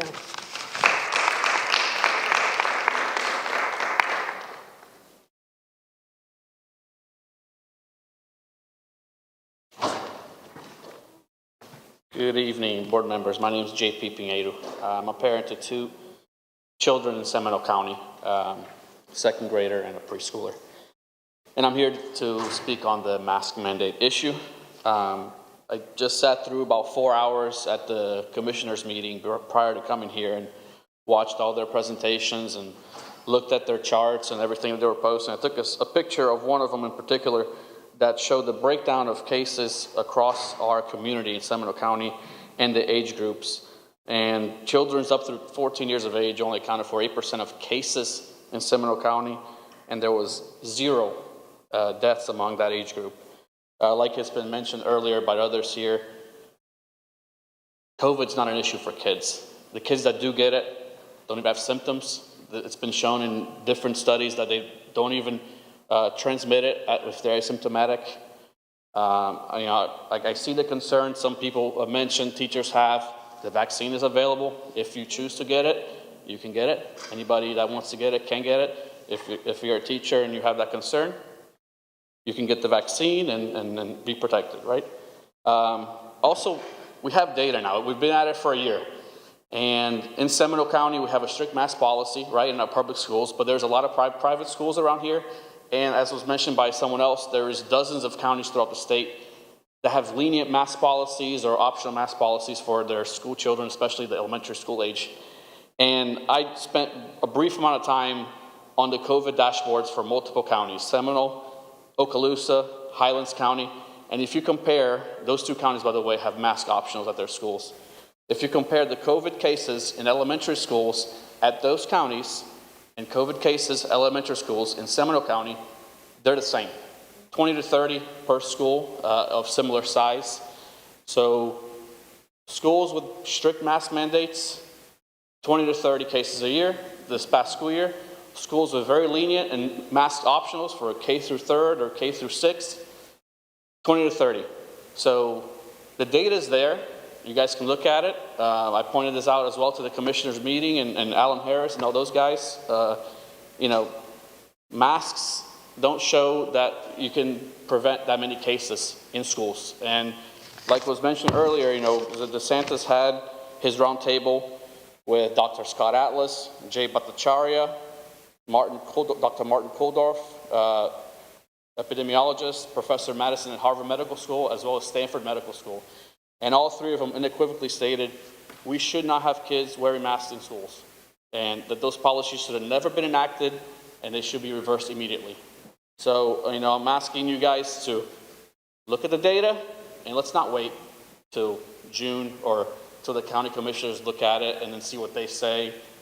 We elected you guys to the board to make decisions for us. Look at the data. Let's enact this now. There's no change. Schools with mask optionals, schools with masks that are enforced, same. So what's the risk there?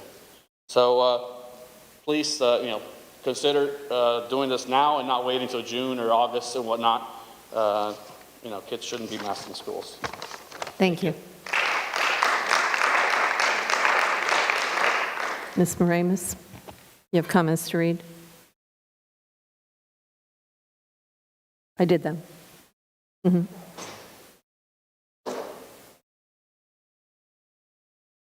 Madam Chair, I have 13 comments that were submitted via email by our 4:30 deadline. The first comment is from Lucia Harris from Lake Mary. The never-ending quest to keep our children masked is appalling. As a parent, you have ripped away my right to make medical decisions based upon research from medical professionals that I trust. Doctors and nurses that disagree with today's narrative of variance and variance upon variance that can't be tested. Do you hear yourselves? I will never be convinced that wearing a piece of disgusting cloth day after day will stop anything other than thriving immune system.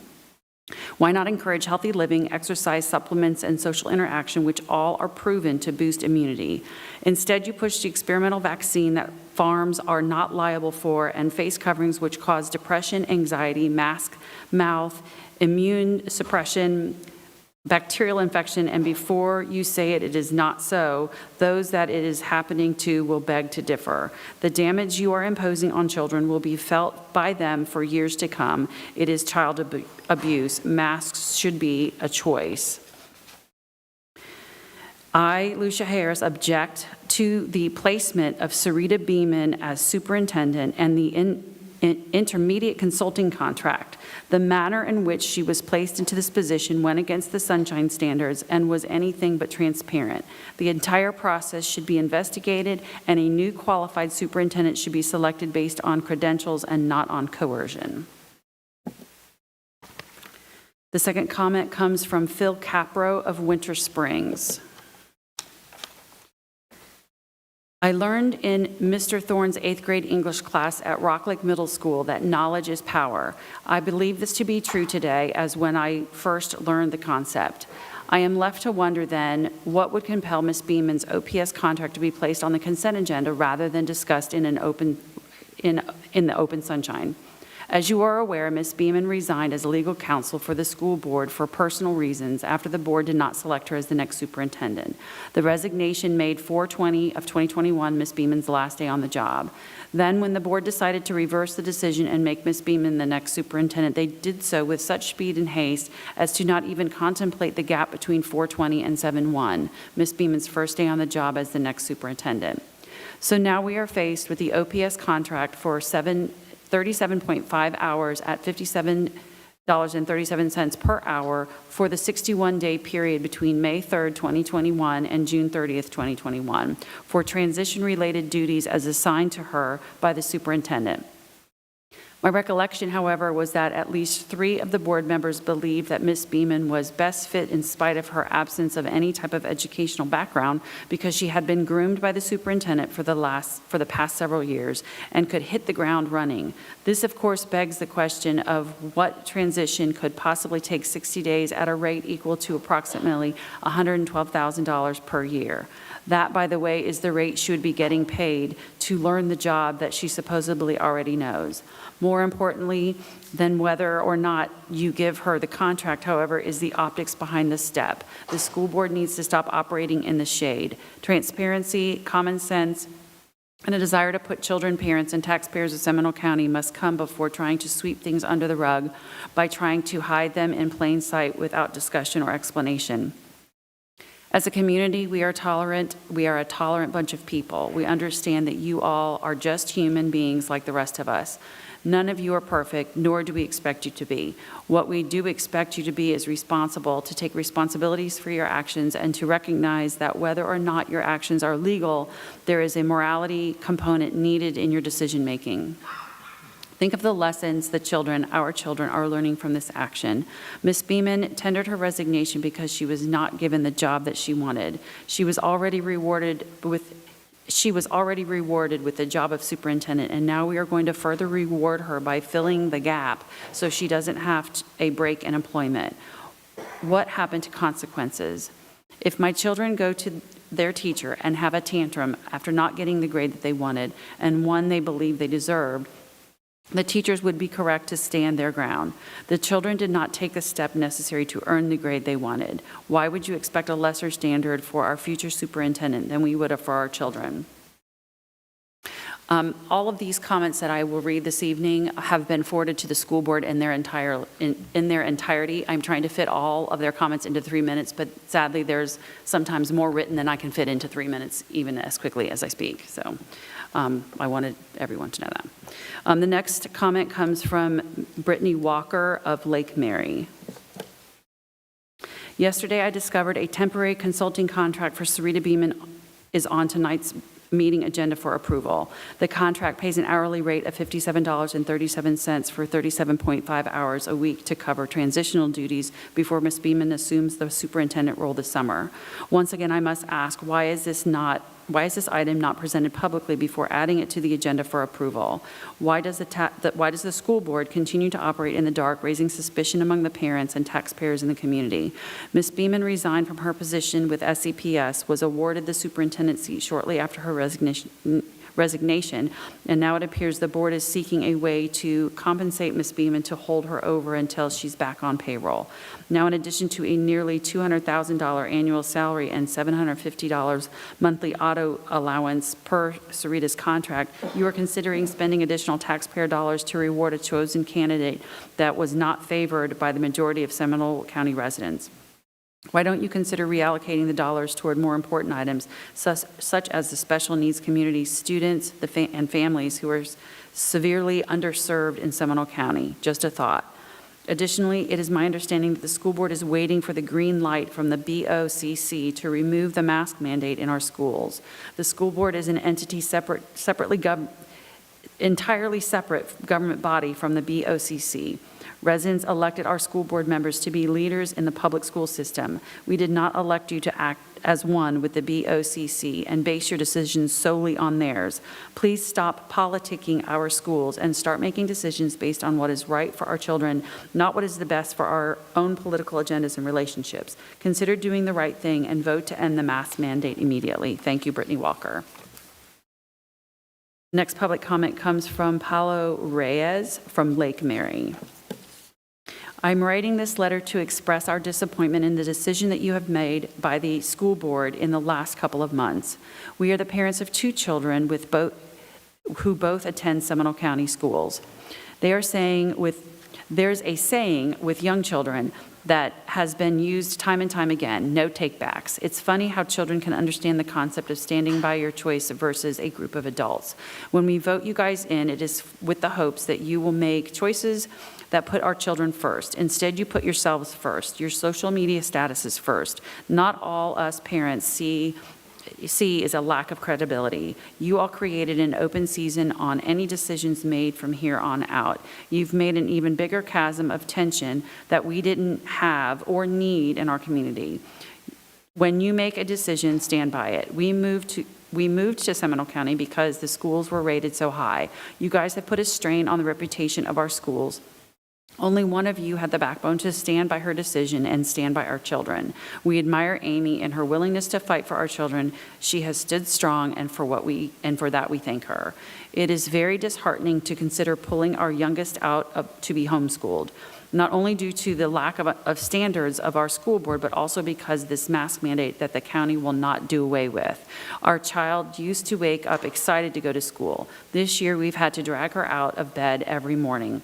Last year, our children's whole worlds were turned upside down. My youngest was no longer able to see her friends or teachers. She was no longer able to laugh with her favorite math and science teacher. Now she comes back and she has to cover her face and see her fellow classmates covered up. Our children see the same math teacher and wants to say hello to him, but worries he won't recognize her with her mask on. Imagine what that does to a child. This is not normal. We demand the superintendent and the school board follow the recommendations of the Florida DOE commissioner and make masks voluntary for the upcoming school year. Not only does my 4th grader have to mask for up to 7 hours, she no longer does the activities she used to come home excited about. No more trunks and treats, no more scholastic book fairs, no more getting books in the media center, no more rallies, and no more class trips. School is no better than a jail right now. She just sits in front of a computer all day and doesn't feel challenged. It pains us to pull her out when she's almost done. She went through all of her schooling in the same place, and we would have loved her to continue. Our son is going to continue in his high school, though we did give him a choice to stay home. I really hope that this letter gets through to all of you, that you really listen. No more masks for our children. While it may be too late to take back of your initial superintendent vote, it is not too late to give our children their identities back, their individuality back, their smiles back, their joy back. Please do the right thing. Respectfully, Paulo Reyes. The next comment comes from John Tillman of Longwood. I have a daughter who entered 6th grade this year. She always loved going to school and has thrived in Seminole County Public School System. We bought a home in the area 7 years ago so she would be in one of the top school systems in the state, and we're not disappointed for many years. This last year has changed all students' way of life. The kids avoid each other and wear a covering over their once smiling faces. They seem to be discouraged from nearly all forms of communication with each other, and it will impact their lives forever. It is nearly impossible to understand a masked person's speech. They are definitely old enough to remember these days, and it will alter their relationships and friendships. They most likely will not have social gatherings such as dances, movies, or mall trips like previous generations. Some of them remain isolated from the actual world, and that is unfair for them as they did not ask for adults to make these dangerous decisions for them. They might be afraid of other masked people as they all look alike. They all look like thieves or strangers. We were told to avoid as kids. My daughter was very outgoing and excited about school and friends she met in her elementary school days. Now it feels like dropping her off a day in prison. Everything is upside down and mask is equivalent to handcuffs. The kids wear masks outside when they are 20 feet from any life walking to or from school. They do not communicate with each other and have no clue what others are thinking as they cannot see facial expressions. The masks are excessive, unhealthy, and do not teach them good habits. They wipe their faces and pull, and some chew on their masks for hours a day. I would wager less than half even have 2 masks for a long day. After touching, grabbing, sneezing, and breathing into them all day, they are dangerous to wear. I am sure the schools care for their health enough to monitor them to wear clean, safe masks. Is there a mask cleanliness enforcer? I have not seen one other than school staff wearing the mask and properly telling the kids to wear theirs. Have we not figured out it is not natural to wear a mask? God would have provided one at birth had it been a need. How often do medical staff change their masks? More often per shift. If you can force the mask mandate, you should consider forcing them to wash hands once they arrive at school and have extra sinks installed to encourage better sanitary choices and throwing out masks so that kids live longer. Studies show that healthy people should not wear masks, so why force potentially dangerous healthy decisions on children who are healthy? If a child with asthma or other breathing issue passes away from being forced to wear a mask but had a medical exemption that was ignored and their family sues the county, would you stop the unnecessary mask mandates? Removing my kids from the public school system was never a concern, but now it is as masks will lead to long-term psychological damage and a generation that will not have the ability to hold a conversation with each other. Let's try 2 weeks to stop the nonsense. Let's try the masks for the last 2 weeks of Let's try removing masks for the last 2 weeks of school and see how many get sick into the summer. It is a good start and a great investment in our kids' future. Seminole County is following and not leading anymore, which is sad and will make other people elsewhere seek better education choices. The next public comment comes from Karen Miller of Oviedo. Florida is no longer under a state of emergency thanks to Governor DeSantis. Florida Education Commissioner Richard Corcoran asked that districts revise their policy next year to remove the mask mandate. I demand that we take them off today. It should have always been a parent's choice to make healthy decisions for our own kids. Government overreach must stop. Parental rights come first. Enough is enough, Karen Miller. Next comment comes from Jade Murray of Altamont Springs. My name is Jade Murray. I am the parent of 2 current SCPS students. I am one of the many contacting you today that say that we want mask choice. Teachers have the option to get the vaccine if they so choose. They also have the option to educate themselves on ways to cultivate overall health and immunity, which research shows is a far greater benefit than an immune-dampening, germ-infested mask. Instead of mandating a mask, which research shows does not protect against COVID, how about we go for that research that does support, i.e. taking personal responsibility for our own health and well-being by maintaining a healthy weight, getting adequate levels of vitamin D, selenium, vitamin C, and zinc, and breathing clean air. After all, obesity, diabetes, and nutrient deficiencies have been shown to play the greatest role in severity and mortality of COVID. Meanwhile, children are struggling with headaches, nausea, bacteria infections, worsening asthma, pneumonia, strep, anxiety, depression, skin issues, cognitive issues, oral health issues, plus potential for increased risk of cancer and other issues later in life because masks breed germs and restrict oxygen. Healthy people should not be required to wear them, least of all our children who are still developing physically and emotionally. The school district does not have the right to make medical decisions for our children. Masks should be a personal choice, particularly considering there have been no studies done on long-term effects these mandates will have on adults and children. There also is no proof it helps, but there are studies showing damage and negative implications for their current and future health. Additionally, there is research demonstrating that moisture retention and the use of cloth masks and poor filtration may result in increased risk in infection. Several schools in the area have made it a choice since the second quarter and have had little to no cases. This school is in Highlands County. They have had mask choice for everyone all year and no problems. And then there was a link in the text. Texas lifted the mandates in the schools as well as the whole state and is seeing a decline in cases. The Florida Department of Education strongly advises against mask mandates for the next school year. Ages 0 through 24 are only accounting for 2% or less of COVID cases in Seminole County. We do not have any federal laws or mandates within this country or the state of Florida. I will not allow politics and health decisions with no backing facts to be inflicted on my children going forward. Should the county and school board continue to keep such unorthodox rules in place, I will be looking at other maskless, more freedom options for my children, and I am far from alone in this statement. The facts and science are overwhelming. It is time to end the mandate now and restore parental and freedom and personal freedom of choice. Regards, Jade Murray. The next public comment comes from Tanya Gorgiev. I'm sorry if I mispronounced your last name, from Longwood. I would like to request that my comments are read at a normal speaking pace. Last time they were raced through like in a timed reading competition. My apologies. I would like to ask the board for transparency and accountability.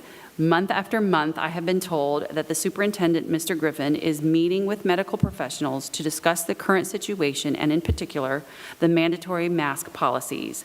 However, not even once the public has been given any reasonable explanation why the kids are still in masks. We as parents demand minutes for these secret meetings and research that proves that prolonged mandatory mask wearing has any benefit in a school setting. Transparency and accountability. You are a public school system, not a private organization. We have never seen you discuss this topic in your board meetings.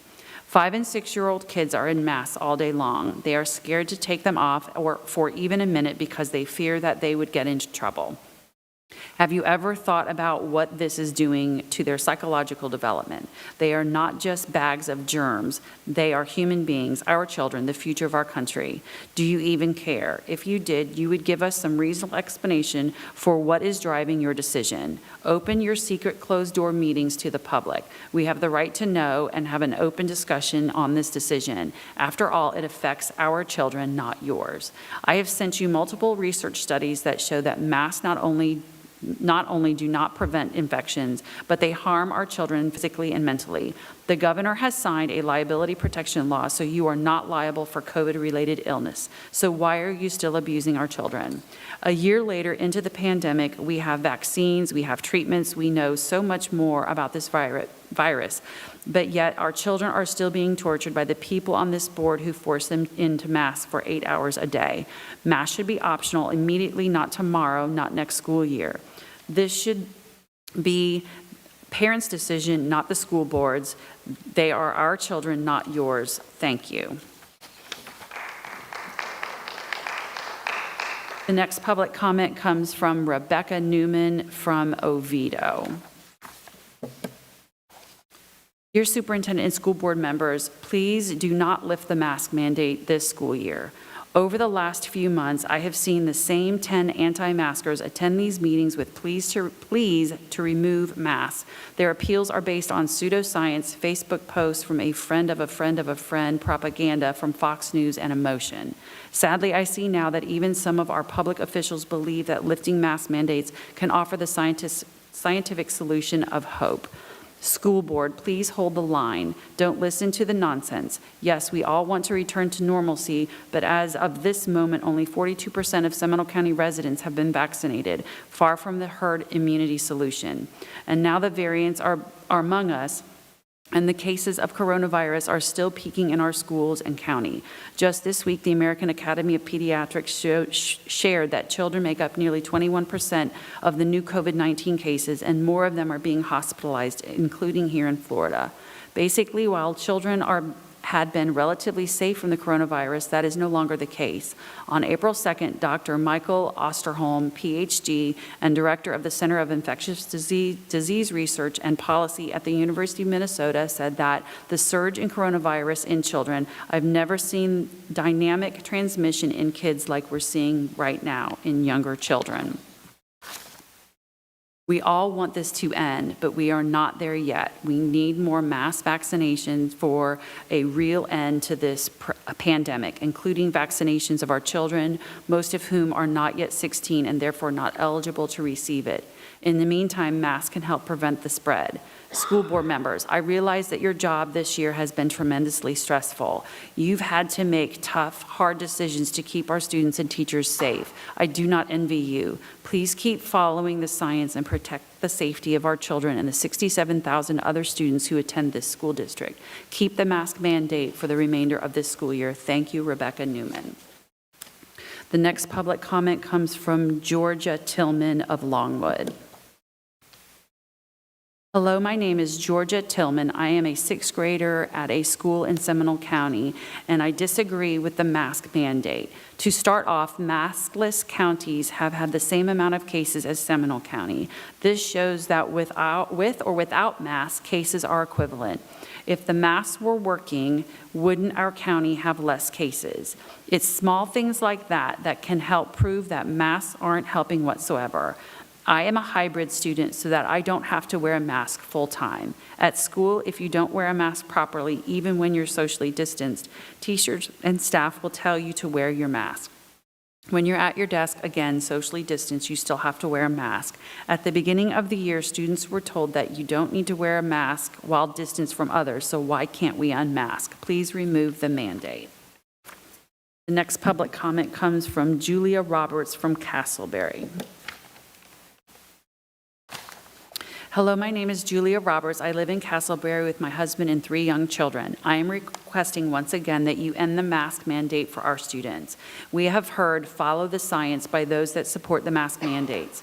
Let's go ahead and follow the science, keeping in mind that the general public is not wearing medical masks in a medical setting, nor are they trained on how to properly don and doff. A study in Oxford Academics and Annals of Work Exposure and Health that elevated the filtration performance of cloth masks showed that they had 40 to 90% instantaneous penetration levels. A poor filtration performance is expected for improvised fabric materials because these materials are not designed for respiratory protection. The WHO, in a review of non-pharmaceutical public health measures for mitigating the risk and impact of epidemic and pandemic influenza regarding the use of face masks, although there is no evidence that this is effective in reducing transmission, there is a mechanistic plausibility for the potential effectiveness of this measure.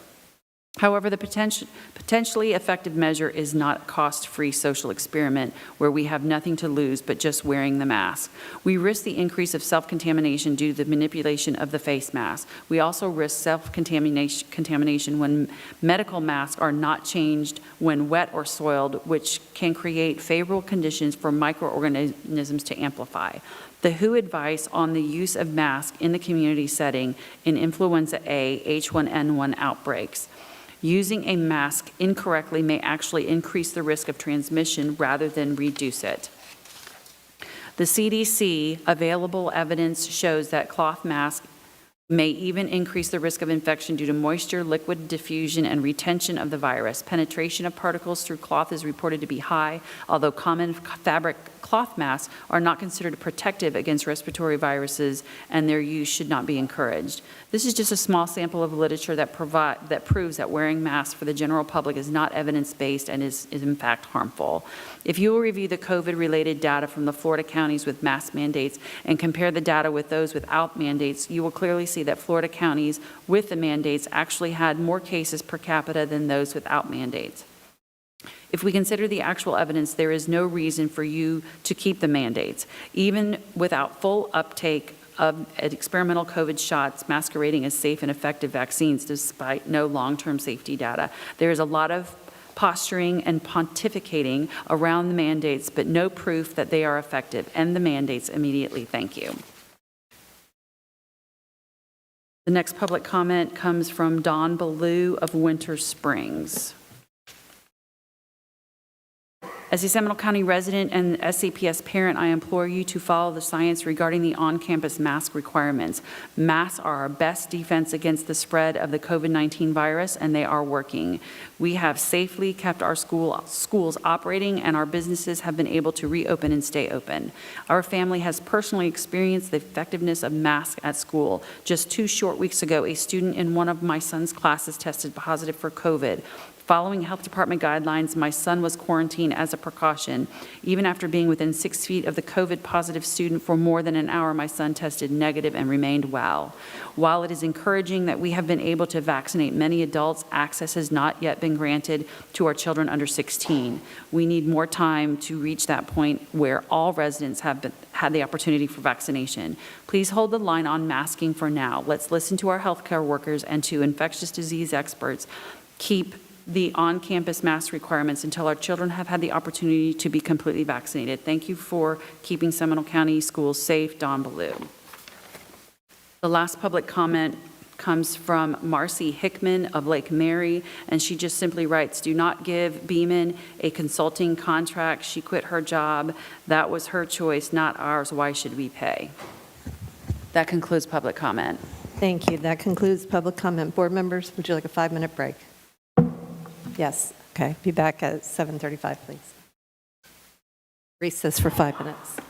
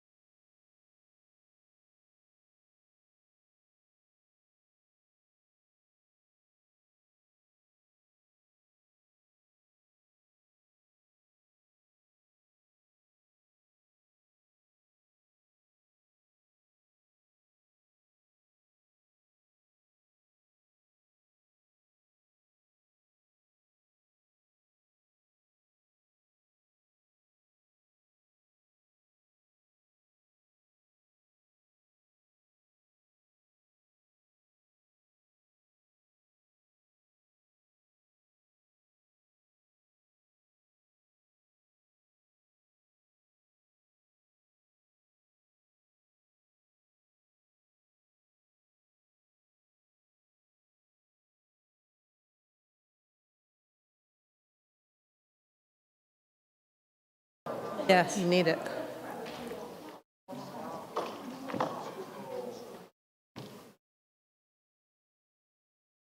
Thank you.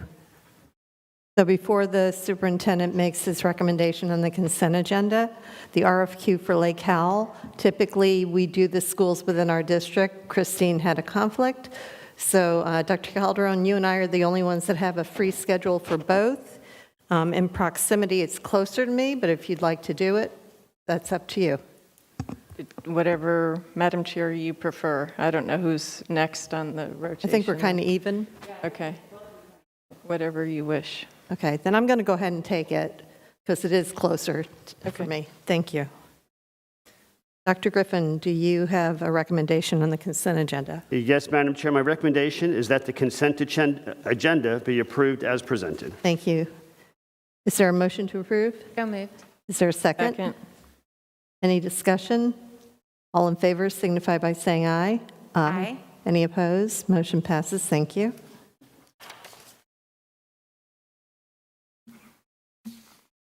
We have an item removed for separate consideration.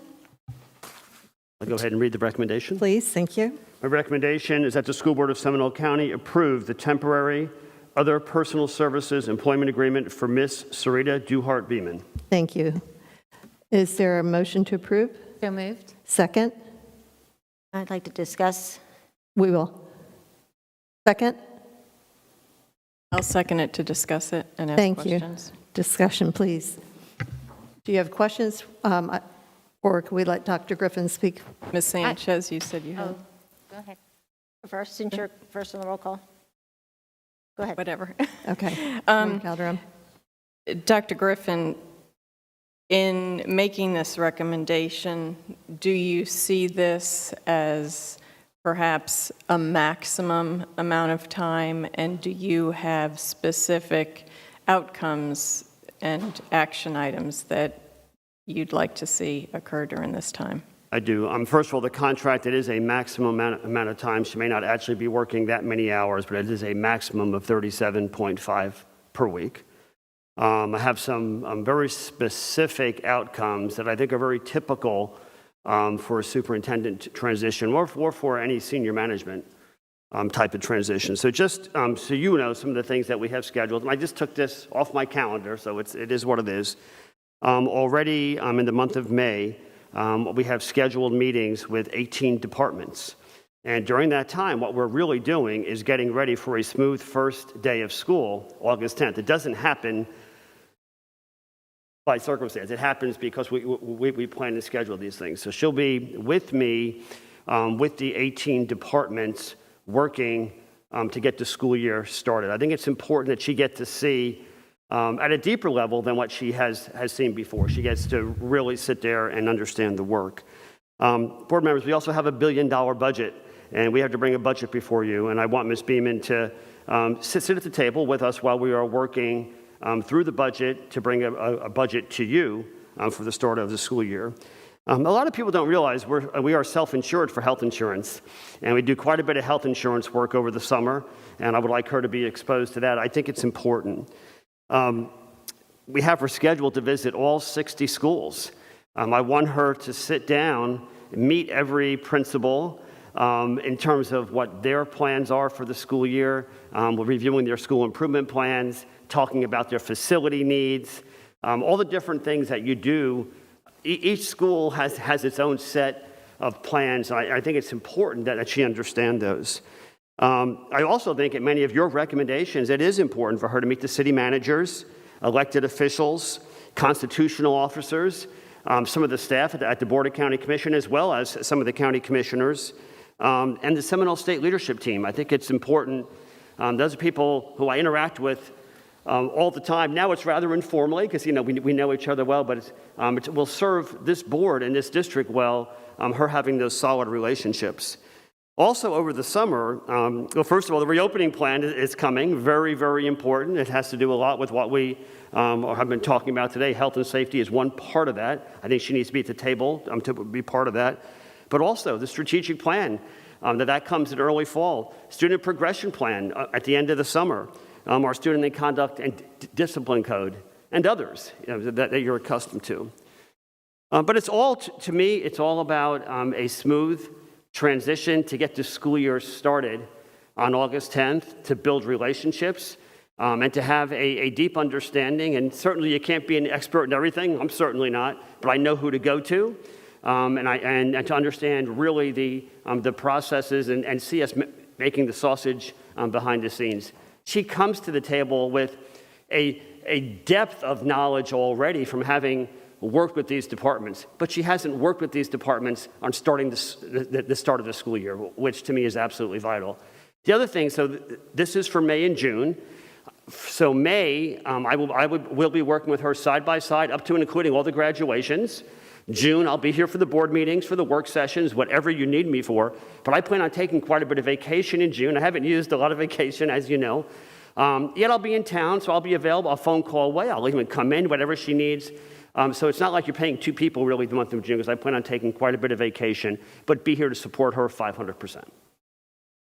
There was, I guess, some public comment on a continuing contract or benefits. So actually, this is at less pay than what she's currently getting, and with no benefit and no continuing service, correct? That is correct. It's an OPS contract, other professional purchase services. Yeah. And board members, I just wanted to share with you, since we can only do it in the public, I knew tonight that Polk County was voting on their new superintendent, so I called their consultant who's working with their board to hire their next superintendent, and I asked if their board was offering a contract for transition for whoever they vote on for this evening, and they said yes, there would be a 60-day transition period, and it would be at the superintendent salary level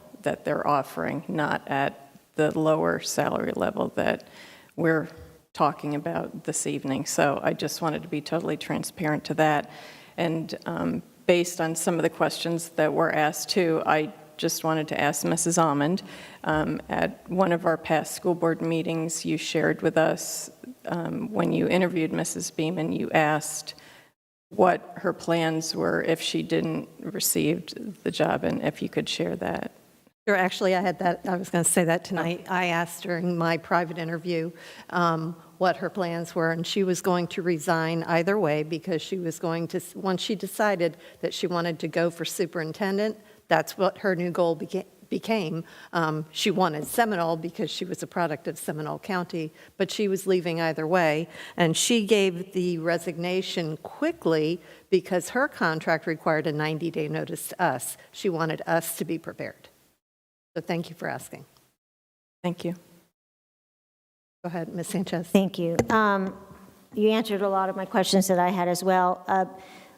Was she able to use her PTO, or just once she resigns, when Ms. Beeman resigned, does that get to roll over, or is that something that stays with her or without her? I know she'll receive an email because she will be considered working with you, just like any transitional position would be, checking out different companies as well as elected officials or people at in the Department of Education that I have reached out to as well. The same thing. They always do a transition where you can train and get them acclimated to everything. So I kind of wanted to know about that, and I also wanted to know where we're getting the funds from. Like, I know that you're taking some time off, so it's going to be kind of a wash, and if you really think about it, it's not that much money when it's like $17,000, did you say, at the beginning for the $56 an hour? I did not total the amount, but it's okay. Times, the max would be up 37. 61. Okay, right. Mr. Russi, listen to my answer closely in case I answer incorrectly. The time that Ms. Beeman is off right now, she is not getting paid for. She's not using paid time off for that.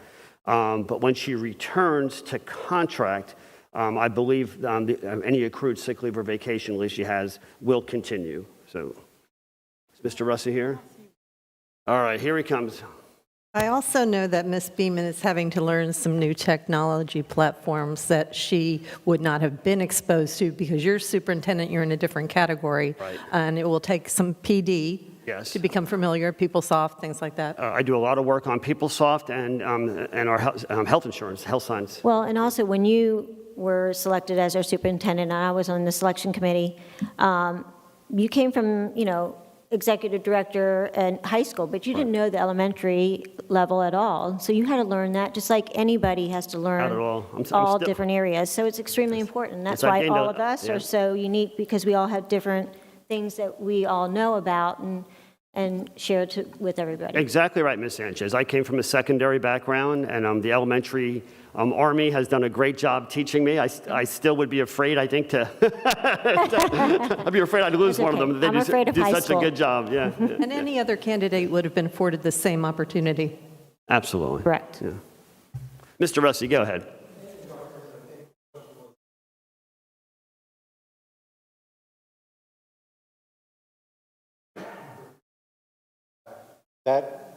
Those days are banked. If they return to the district, those are returned to them. Mr. Russi, how was the rate of pay determined, or the pay scale? We took the approximate rate of pay of a deputy superintendent at the step one of that salary schedule, which is just about half of what Ms. Beeman's current salary was. Thank you. Any other questions, board members? I would just like to make a comment.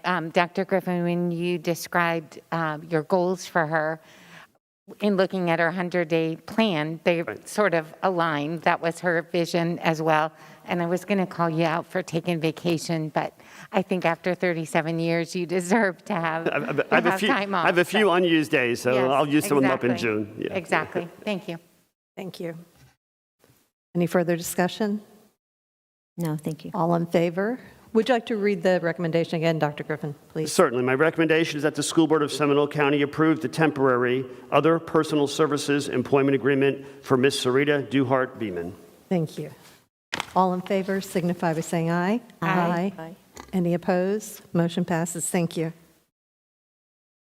Dr. Griffin, do you have a recommendation on student discipline hearing? I do. My recommendation is that the School Board of Seminole County approve the student disciplinary recommendations from March 29th, 2021. Thank you. Is there a motion? So moved. Second? Second. Any discussion? All in favor signify by saying aye. Aye. Any opposed? Motion passes. Thank you.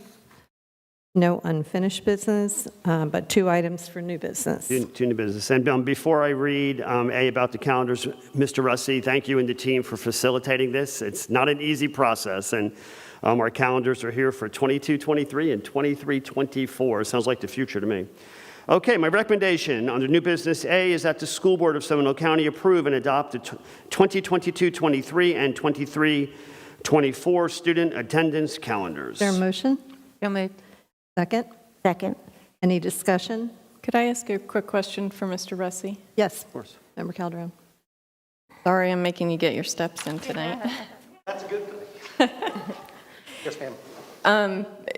As you know, depending on the year and depending on when certain things fall into the calendar and what day of the week we start school, were there any conflicts in either of these 2 calendars that we should know about, or major discussions centered around something? Because we never know when the federal holidays are going to be landing every year, and I just want to make sure we heard from all the voices. There were probably 2 main issues. One was a discussion about Veterans Day.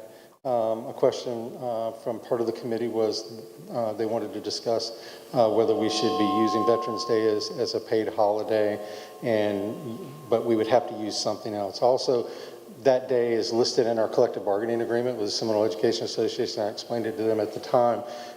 So if we want to revisit that later, we could. Another dilemma with that we talked about is second semester. Those of you, and Ms. Sanchez, I know you're in the classroom. The second semester is a really long period of time with very few breaks, unlike the first semester where you have a lot of breaks. Right. So when Veterans Day right now, President's Day and Martin Luther King Day are really the only 2 holidays that happen in there. So for us to try to insert, to do something else, we would be flipping another one into the first semester, and I would have to take away another day. Maybe it's President's Day. So that would even make the second semester that much longer with fewer breaks. But it's something that we can revisit later. That's what I talked to the association about. The second question was about which days were going to be used as makeup days. As y'all know, recent history, we've had a lot of hurricanes that have a tendency to roll through. Whether we have a hurricane or not, we end up opening up our shelters and all those things, so it impacts the school district. Invariably, it's taken that teacher workday in October, which is very frustrating for teachers, understandably so. So one of their concerns was, could we please avoid that? Which, if you look at the calendars, there is no teacher workday listed as a makeup day from October, which historically there has been. The first makeup day is the second day in January, which is the district-wide PD day, which would be the first day that would be used. So those were probably the two biggest issues. Thank you. Thank you. All in favor signify by saying aye. Aye. Aye. Any opposed? Motion passes. Thank you. My next recommendation is that the School Board of Seminole County adopt 2 instructional models for the 2021-22 school year, face-to-face learning and Seminole County Virtual School. Thank you. Is there a motion? So moved. Second? Second. Discussion? Member Sanchez? With this, I know that we had the work session with everybody, and it was fabulous with Seminole County Virtual School, and we had a lot of principals here, and you sent out an survey. Can you please let us know what the response from the percent of teachers responded to this survey? Over 3,000 responses, Okay. and I believe 84% voted against Seminole Connect. Okay, thank you. A large turnout very, very quickly. I just was going to say, you know, if there were another pandemic or something, we always have that to fall back to. We're set up, we're ready to go, so it's there. Member Calderon?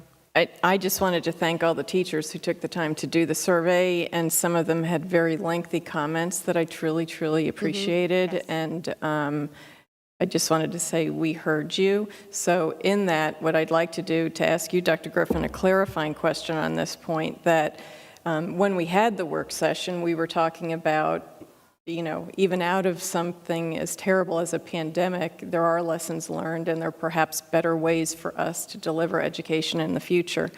We've heard loud and clear from our teachers it's just not sustainable to have the Seminole Connect and live students in front.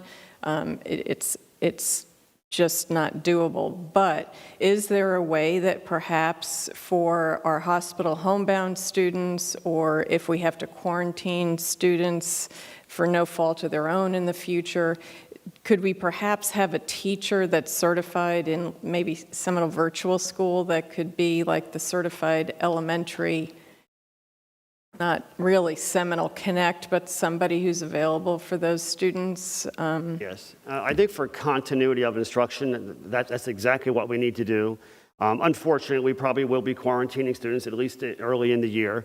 The way I would foresee it is that their face-to-face teacher would give them assignments. As you saw, Google Classroom or Canvas, the assignments are going to be there. But instead of the students working alone, utilize some of our teachers, I'm just going to say, to serve as certified tutors to help them, not to replicate what's happening in the class. Because a teacher could have 15, 20 kids from 15, 20 different schools, but being available during the day, maybe to come on via Google Classroom or Canvas or WebEx or whatever, to work with the students and tutor and support them. I just want to make sure that we're supporting all of our students and all of our teachers. You know, we heard from 2 phenomenal teachers here this evening that I think that learning management systems can really be a powerful tool for us moving forward in delivery of instruction. Different modalities work for different students, but I'm just really concerned of having Seminole Connect the way that we had with the hybrid classes. It's just not sustainable. It's been overwhelming for our teachers. Member Sanchez? Yes, along with that, it has been extremely overwhelming for a lot of the teachers doing both, and for the students and everything that they're having to go through. The students, I can't believe I just forgot what I was saying. It was back of what you were just saying. I feel like it's been a long meeting, so I'm trying to remember what you just said that I forgot what I was going to say. Tutoring, Ms. Sanchez? Tutoring, thank you. So, because we talked about this at the virtual school platform, and we do have room at the virtual school that we could possibly utilize if we needed a student that necessarily needed to be hands-on with a teacher there. Could we do that as well? Yeah, I think we'll look at each case individually, and when we're finished staffing, it's not a perfect science. I think we're going to have some opportunities to utilize some teachers differently, right? As well as we may have some teachers who still will be out to utilize them differently. But I think our job is going to be to accommodate as much as possible, but especially homebound and students who are quarantined. I think just having that support mechanism, and I believe all that we learned with Seminole Connect, these practices will get more refined over time, and there's really no reason why eventually we can't have homework help for all students. My goodness, we've gotten a laptop in every student's hand. We've gotten them connected. Let's continue to support them. So I think the future is very bright with what we've learned. And just the last comment, I cannot say enough about our teachers for what they have been through this year.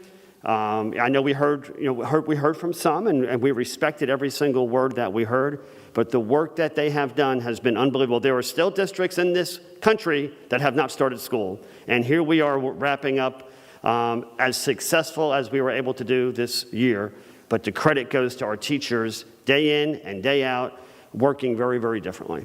Amen. Yes, we agree with that, 100%. Okay, all in favor, signify by saying aye. Aye. Any opposed? No, motion carries. Thank you. Superintendent, you have a report? Those are read-only items. Thank you. Board committee update. You did that already. Member Calderon. Thank you. On April 12th, I attended the Insurance and Wellness Committee meeting, and at that time, Cigna presented the CAP report, same CAP report they presented to us in our work session the week earlier, and also benefit options were listed for the committee for consideration for their vote on the next Insurance and Committee meeting. Orlando Science Center met on October 19th. They are open. Their summer camps are nearly sold out. Their preschool is filled. And today, Dr. Griffin and some staff toured the physics buses with the president of the Orlando Science Center and their educational team.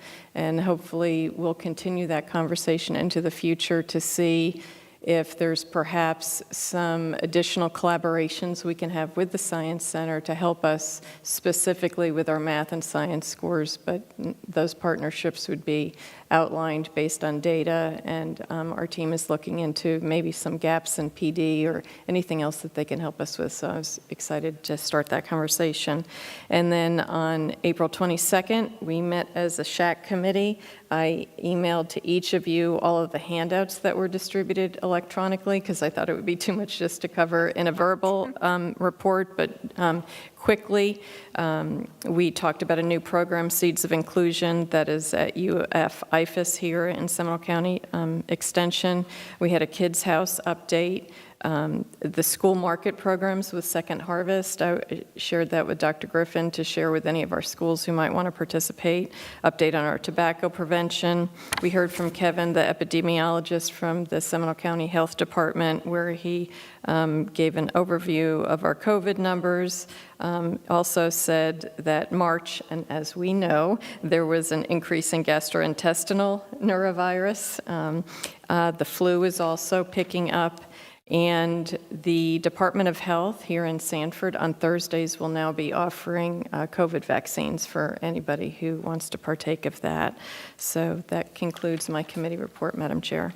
Thank you. You talked about insurance and wellness, and I know that when I was on that committee and we were in collective bargaining, there was a concern for being there because we cannot speak to those issues. So are we going to be representing during collective bargaining? Will you be serving on that committee? It was my understanding that for the public. Oh, I'm sorry. No. During collective bargaining, that to have the school board and the associations to be in something that is collectively bargained in one meeting would probably not be the best forward. So I will not be there at the next month's meeting when they make the vote on those items. Thank you. So it'll just be presenting to us from Don Bonds. Thank you. Member Sanchez? I shared my committee reports, but I just wanted to mention that the Central Florida Zoo has summer camp. It's filling up really quickly.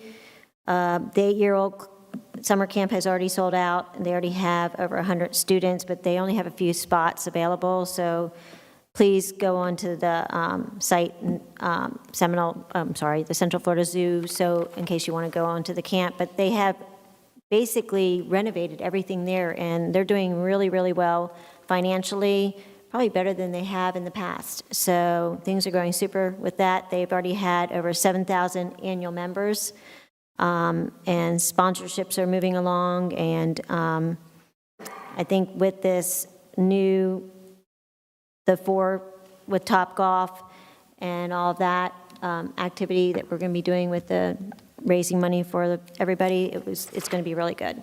Thank you. Thank you. Member Krause?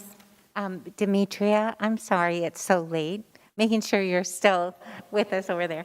I asked that we approve tonight hands-on boxes of physics materials, so I asked if we could just share that for us and for the audience. Yes, so I brought one of the physics boxes that we've been using. The box that I brought down is mechanics. It's the first box that we started using in the middle school 6th grade science classes. Is always also the theme of the first physics bus. And so in middle school, last year we had 4 pilot schools, South Seminole, Indian Trails, Sanford Middle School, and Markham Woods, whose teachers explored the mechanics boxes with their students to help us in planning for implementation.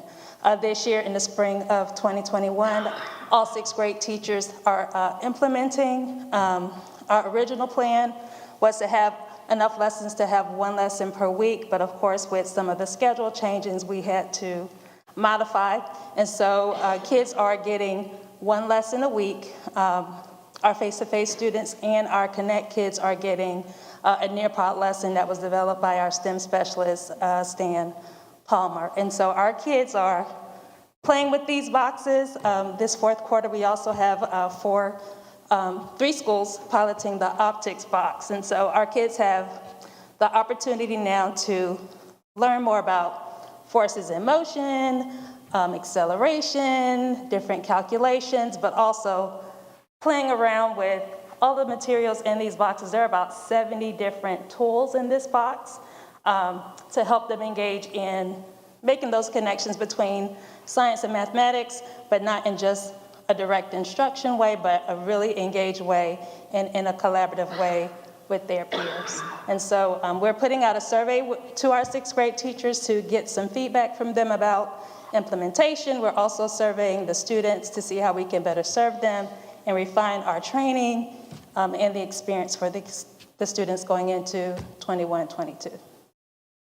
Thank you so much. We're very excited about this program. And then I guess we'll just leave it on the table and we can look at it afterwards. And I can show you afterwards how it kind of, this turns into an inclined plane. I practiced today to make sure I remembered how to do it from last summer's training. So, thank you very much. You're welcome. That concludes your report? Thank you.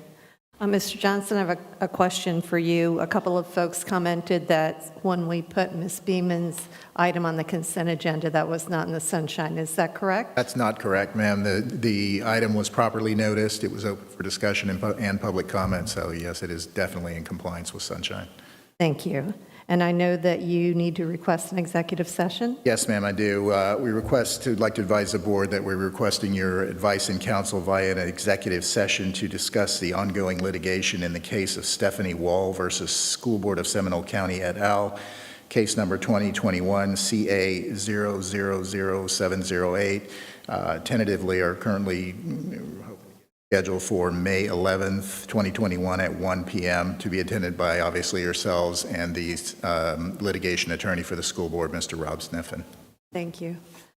Two programs that I attended. One was Annie at Indian Trails Middle School. It was really cute. It's amazing what 12-year-olds can do. You know, you forget, they seem like they're adults. And Leadership Summit, the theme was kindness. It was a marvelous morning. Pretty well attended, socially distanced, all that jazz. That concludes my report. Dr. Griffin, anything else? Okay, with no further business, this meeting is adjourned. Thank you.